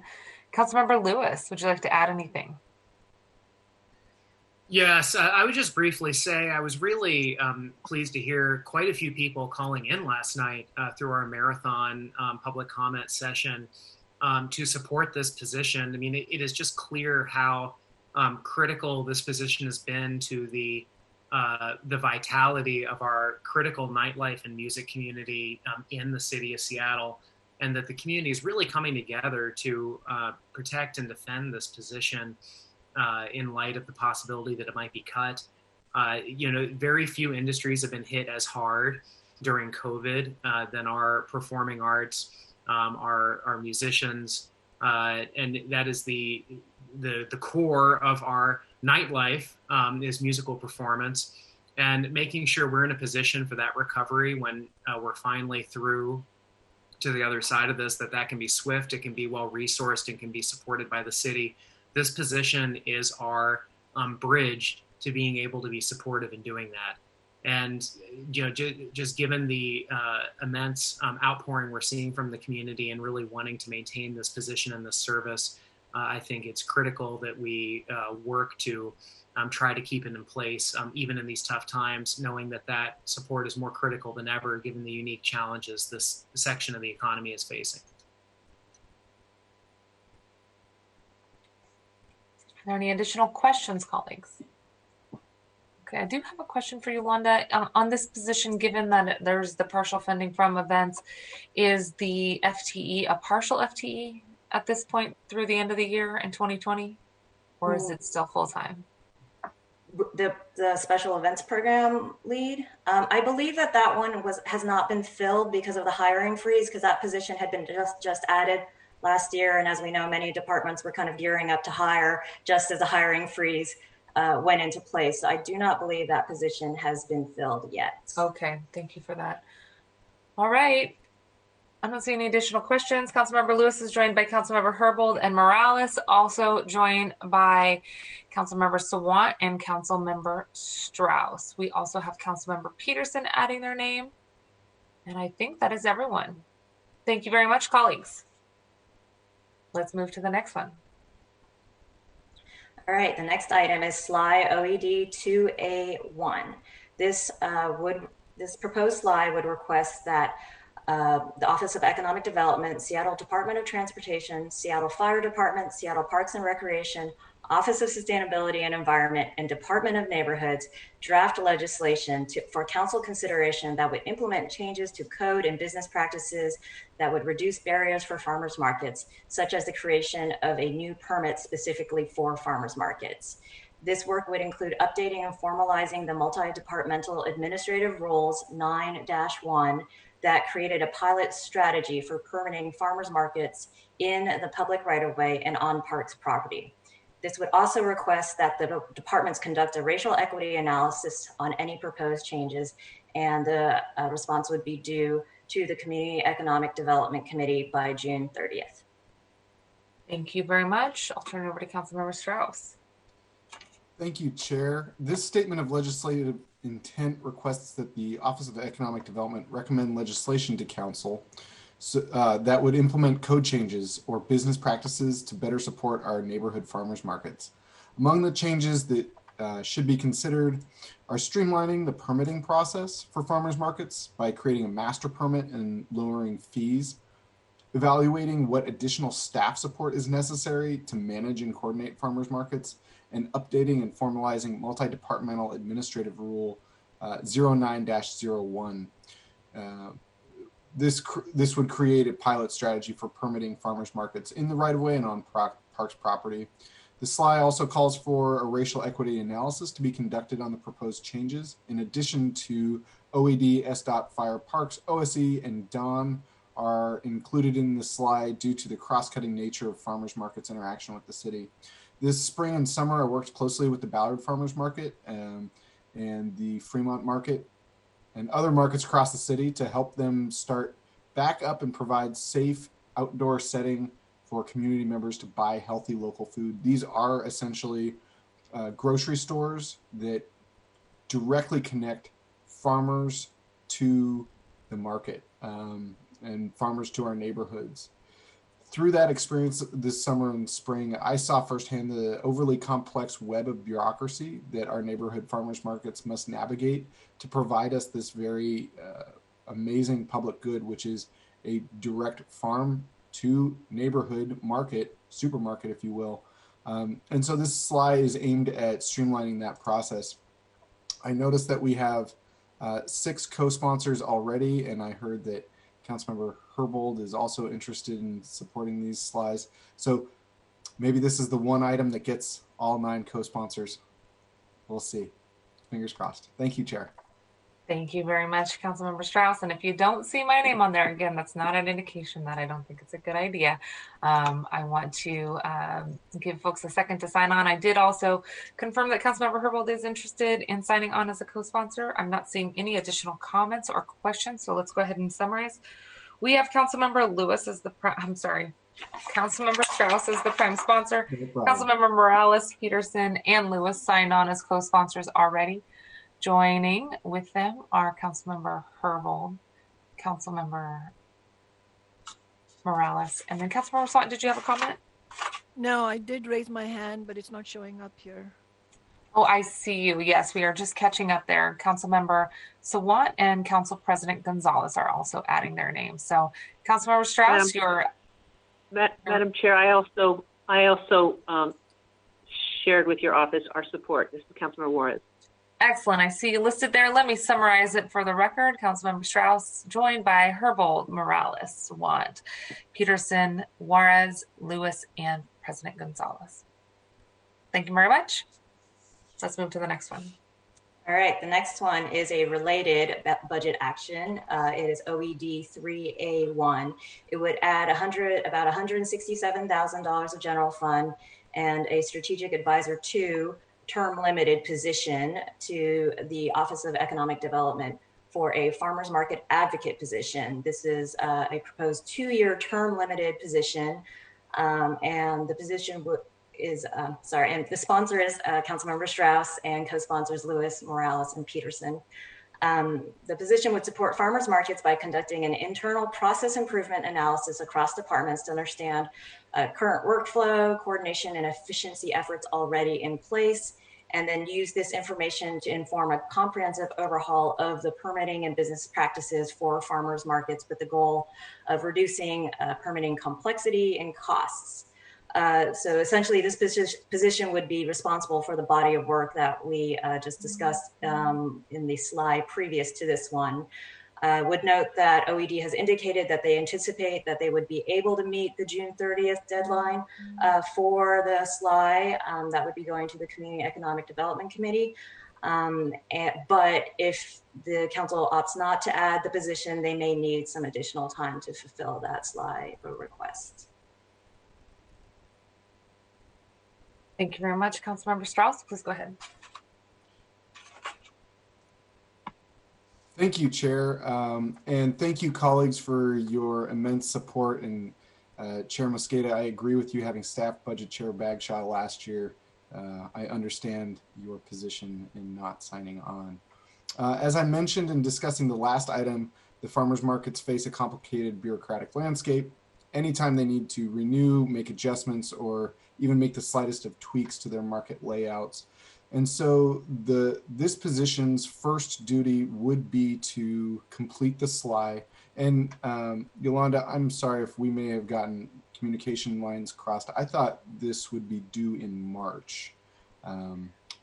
Yeah, so that was communicated that after the deadline for this for our document production purposes, but as I understand it, OED is pretty slammed for the first quarter of next year, given the focus on distributing the small business stabilization funds, you know, the 2021 portion of that. And so I kind of anticipate that they would need more time in order to actually do, it seems like a pretty large body of work. I believe that they have done some work, but I think there's still a lot of outreach that needs to happen. And so that is what I've understood from the department, is that they would just need more time to make sure that they're getting it right for the farmers markets. And I understand kind of the conflicting scheduling, because the farmers markets obviously want to be operating under a new kind of permitting regime sooner rather than later, but that's what I've understood from the department. Thank you, Yolanda. And so, as I mentioned in the last SLI conversation, that farmers markets oftentimes have a bureaucratic web to navigate, and oftentimes it is difficult for the city to prioritize them, despite them creating this direct farm to neighborhood supermarket of fresh goods and produce. And so this proposal would add a business advocate position to OED to serve as the liaison to farmers markets and help them navigate many different city departments, not just OED. This position would support the work to review and renew policies and practices, as well as recommend policy improvements. And while this is an independent proposal from the earlier SLI, their first line of work would be taking a full scale analysis of city departments and how the farmers markets interact with them to provide us the recommendations requested in that previous SLI. Thank you, council colleagues, for all of your support on the last SLI, and I hope to earn your support on this one too. Thank you, Chair. Thank you very much, Councilmember Strauss. And Yolanda, are there any additional questions or comments? Okay, I am seeing none at this point. To summarize co-sponsorship at this time, the prime sponsor is Councilmember Strauss, joined by Councilmember Morales. Please go ahead, Councilmember. Hello? I think you are frozen, but we look forward to hearing from you. Is that Councilmember Morales? Can you? Okay, sorry. Go ahead. Yeah. Of course. Oh my gosh, can you hear me? Councilmember Morales, we can hear you. Do you have a question or a comment on the? Is that any better? Do you have a question or comment on the farmers market FTE allocation from Councilmember Strauss? Okay, I'm going to come back to Councilmember Morales if she does. But just to summarize again, Councilmember Strauss, co-sponsor Morales, Peterson, and Lewis signing on as co-sponsors on this one. Okay, I'm going to move us to the next one. Here.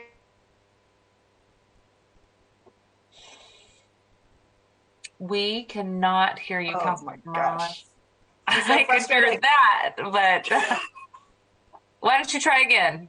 Oh my gosh, thank you. Okay.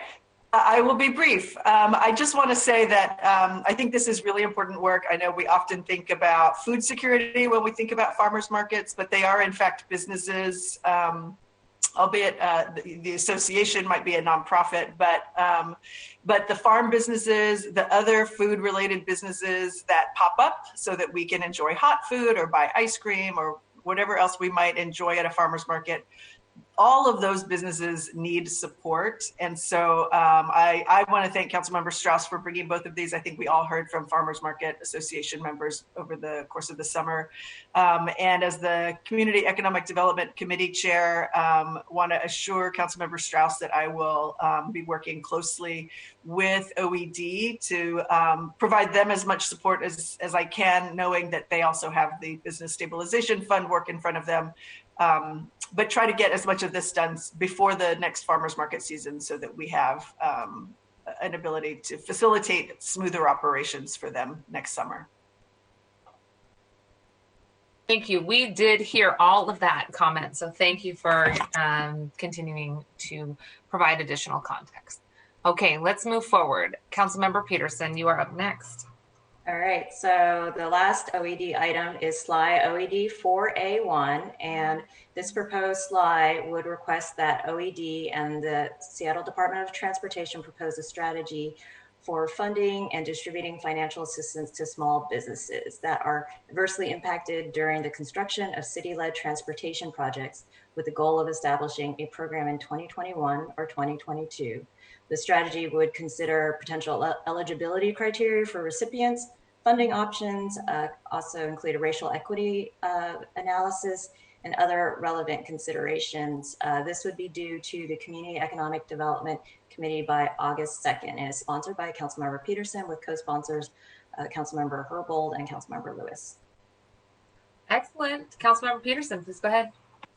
Thank you, Chair Mosqueda, and thank you, Yolanda, for that summary, and thanks to my co-sponsors on this one. I know we appreciate the work that our Seattle Department of Transportation does to improve our streets for pedestrians and all modes of travel. Yet we, and especially small businesses, know that the construction work on our streets can temporarily disrupt access and enjoyment for residents who want to eat, shop, and buy services from our neighborhood businesses. I believe there's a good argument to make that if our city government is causing the disruption, then we should do more to mitigate these potential negative impacts. There has been some assistance for small businesses like this in the past, but it seems that there are limited certain program sources like the Federal Community Development Block Grant Program, because they're not limited by State of Washington's so-called gift to public funds. This slide directs the executive to get even more creative about this and identify funding options available for vulnerable small businesses to mitigate temporary but material negative impacts from city-led transportation projects. Thank you. Thank you very much, Councilmember Peterson. I'm not seeing any additional hands for questions. I see Councilmember Herbold as a co-sponsor, Councilmember Lewis, and Councilmember Juarez has added her name. Any additional co-sponsors here or questions or comments before we move on? Seeing none, thank you very much, Councilmember Peterson. Folks, we are getting into the Office of Housing items. We're going to go through my intent is to go through the 3 items from the Office of Housing before we take a break for our lunch, and we'll come back to the 2 items that Councilmember Sawant walked on this morning when we come back from break, just to give you a sense to orient you to what the next few items are. Okay, let's go ahead. Councilmember Andrew Lewis, this is your item. We will turn it over to Tracy. I don't see Tracy Ratzliff, Council There you Central. are, Tracy. I'm here. Good to see you. Good afternoon, council members. So I will be going over the CBAs for the Office of Housing. That has caused quite a frenzy of activity over the last few days. So the first one is OH1A1, sponsored by Councilmember Lewis and co-sponsored by Councilmember Juarez and Strauss. This budget action would add $200,000 in general fund to the Office of Housing to continue funding of the Home and Hope program. This program works to accelerate the development of affordable housing in conjunction with early childhood education centers, health clinics, or other community uses on underutilized public or tax-exempt sites. The city has provided $200,000 in annual funding for this program since 2017. The mayor's proposed 2021 budget did not include funding for this program. Okay, thank you very much. Councilmember Lewis, please provide any additional comments. Thank you, Madam Chair. I think this is a really critical program, and it's important to hang on to it in terms of the scalability of what this $200,000 has been able to produce. A lot of us here have worked with enterprise community partnerships, and Speaker Emeritus Chop on his work to acquire and line up deals on a lot of sites that have resulted in the city acquiring more public land to build housing that is affordable to folks at very, very low income levels on a number of different occasions. Beyond that $200,000, the city has definitely gotten its bang for its buck on acquiring sites from state and nonprofit sources that value in the millions of dollars at a marginal cost to the city that has been passed on in providing stable and secure housing for thousands of Seattle residents. Keeping this partnership going, and especially building that nexus between quality on-site childcare and affordable housing at multiple different AMI levels is something we need to be continuing to invest in. And I really, really think this is a critical investment that, especially coming out of a recession where so many of our neighbors will continue to experience housing insecurity, we need to be investing in these partnerships that are building long-term, permanently subsidized and supported affordable units. And that is what this $200,000 investment does. It's the acorn that keeps growing these opportunities. So happy to bring this forward today and hope that we can bring it forward ultimately to be part of this budget. Excellent, thank you. Are there additional comments or questions on this item? I'm not seeing any additional questions. Before we move the slide, just real quick, Tracy, can you remind folks in the viewing public, what are some examples of pre-development services? If you could break that down for us real quick. So that can include doing environmental work on a site that may have questionable environmental issues. It can be doing cost estimates on different kind of scenarios for the type of housing and or other services that might be on site. It can be looking at different potential funding sources, those kinds of pre-development activities. Thank you, Tracy. All right. We may be able to get through more Office of Housing items than we anticipated. So let's go to the next one. Perfect. This would be OH2A1. This is sponsored by Councilmember Juarez with co-sponsors Councilmember Strauss and Councilmember Lewis. So this council budget action would add funding of $1.7 million in general fund to the Office of Housing. $1.5 million would be for the property acquisition, and $200,000 would be for a feasibility study for a proposed Aurora Commons redevelopment project. This project could include low-income housing, service space for the Aurora Commons community organization, and co-location of a health clinic, as well as service space for other services needed by the community. Councilmember Juarez, please go ahead. Hold up. Okay, thank you. Thank you, Madam Chair. Big thank you to Councilmember Strauss representing District 6 and Councilmember Lewis representing District 7. The reason I share that is a note is that we have been, since the voters passed in 2014, that we moved to a district representation. Many of you heard me say this, but I want to show this as a really good example of why when we sit on city council as district representatives, our first and foremost responsibility is that we represent all of the city, but we honor the needs of our district. And when I say honor the needs of our district, this is why when we look at on the ground in our district or our end of the town about what's going on for transportation needs, housing needs, street lights, crosswalks, community centers, libraries, this is why we went to a district system. So you live in the district, you know the needs, you know the social service needs, the political needs, the business needs. So for me, this is an exciting example, Aurora Commons, about how when the city invests in a brick and mortar social service program on the ground in which council members who use these services in the North End can support it. So as I mentioned last week, Aurora Commons was founded in 2011. It provides specialized services every day to help women in the sex trade industry. Nearly all of their clients, both men and women, are experiencing homelessness, and most are facing addiction and mental illness as well. Clients are frequently fleeing domestic violence and or recovering from sexual assault. The City Council has invested in the Aurora Commons for the last 3 years, and I am here to share that it's been a great investment. We have gotten returns tenfold. From their storefront on 89th in Aurora, Aurora Commons provides basic services such as hot meals, laundry, we help buy the washing machine and dryers, hygiene, clothing. They work with Harborview Hospital's Mason Clinic to provide medical services on site. Neighbor Care provides a clinic to clients with addictions, and Seattle King County Public Health supports testing and treatment of HIV. And we should add, a couple years ago, we helped them purchase 20 Narcan kits, in which my understanding is they used 19 of them.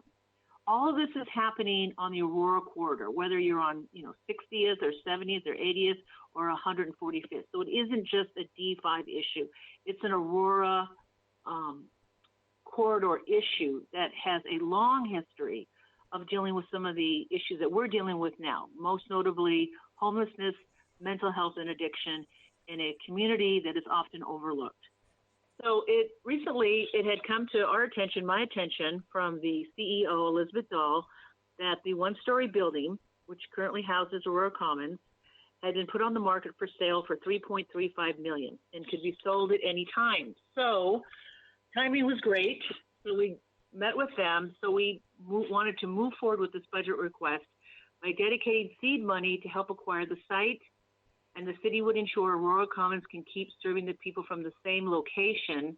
But more importantly, the zoning for the area would enable the city to locate 6 to 7 stories of affordable housing above, which was great news when we found out what the zoning capacity was. This would expand the needed housing on Aurora corridor along a transit spine and serve one of our city's highest needs areas. And again, it's the location, the fact that it's on a transit spine. It has social services in place.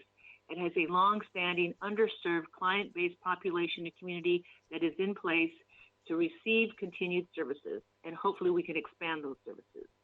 Because of this prime location, this project is a good candidate to leverage regional and state funding, not to mention nonprofit investment.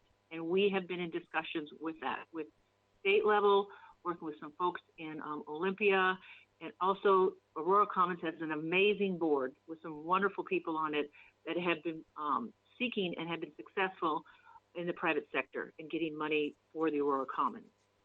King County regularly partners to help fund housing and transit-oriented development along high-use transit corridors. So King County is looking at supporting efforts to get people off the street through the Health Through Housing Initiative. That's one prospect that we're working on. In addition, the Washington State capital budget includes acquisition dollars to support shovel-ready, job-producing, and service expansion projects. That's another opportunity that we're looking at. So this small set-aside, I believe it is, now of $1.5 million by the city of Seattle will attract partners and hopefully keep our options for housing open on this site. So your support will help the city of Seattle, those folks needing our help on the Aurora corridor or anywhere across the city, of course, to provide housing for homelessness in this crisis, as this crisis demands, in just the location and at just the time when we need it the most. Again, I want to just share this anecdotally from my experience on Seattle City Council. I think I made this analogy before, but those who are now listening again, Aurora Commons under Elizabeth Dahl is where Chief Seattle Club was under the leadership, CEO of Colleen Echohawk about 3 years ago, maybe 4. And every budget cycle, we've invested money in brick and mortar and programming, and it's come to fruition. And now we're at the tipping point for Aurora Commons. So I hope I have your support. Thank you. Thank you, Councilmember Juarez. Councilmember Lewis, please go ahead. Thank you, Madam Chair. I'm just going to be really brief. I'm really happy to stand with Councilmember Juarez on this and bringing this forward.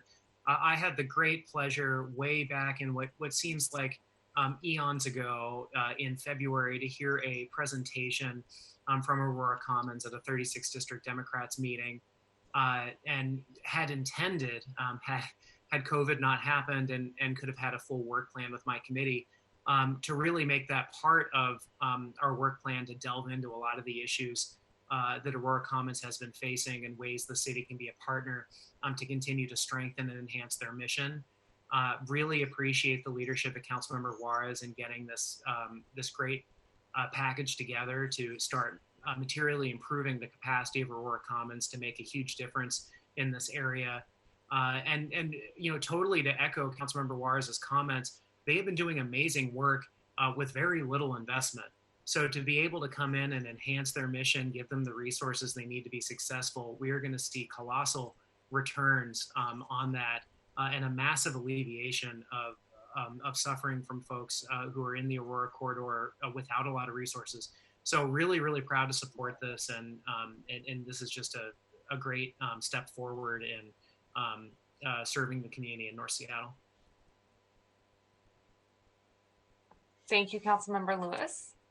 I am not seeing any additional comments or questions. So Councilmember Juarez, you'll be happy to know that as you were speaking, in addition to Councilmember Strauss and Lewis, who are already signed on, we have Councilmember Herbold, Sawant, and Council President Gonzalez signed on as well. Okay, thank you very much. Thank you so much. Thank you so much for your support. I will be sending you Starbucks cards. Just kidding. Thank you. Let's go on to the next Office of Housing item, Council President Gonzalez. And Tracy, we'll turn it over to you. This is OH 3-A-1, sponsored by Councilmember Gonzalez with co-sponsors Councilmember Herbold and Lewis. So this council budget action would add $200,000 of general fund to the Office of Housing for the Home for Good program. To remind council members, this new program was provided $750,000 in funding by the council in 2020. Due to the pandemic, the program has just begun implementation this fall. The existing funding is expected to serve 70 to 100 individuals in 2020 and 2021. As the program was launched, they expanded the program to serve more than just the original target population, now to include individuals living in shelters who might need assistance getting housed. The program can provide up to 1 year of rental assistance and case management services. The funding that would be provided would be increased to serve more people who will be eligible for this program. Okay, Council President Gonzalez, please go ahead.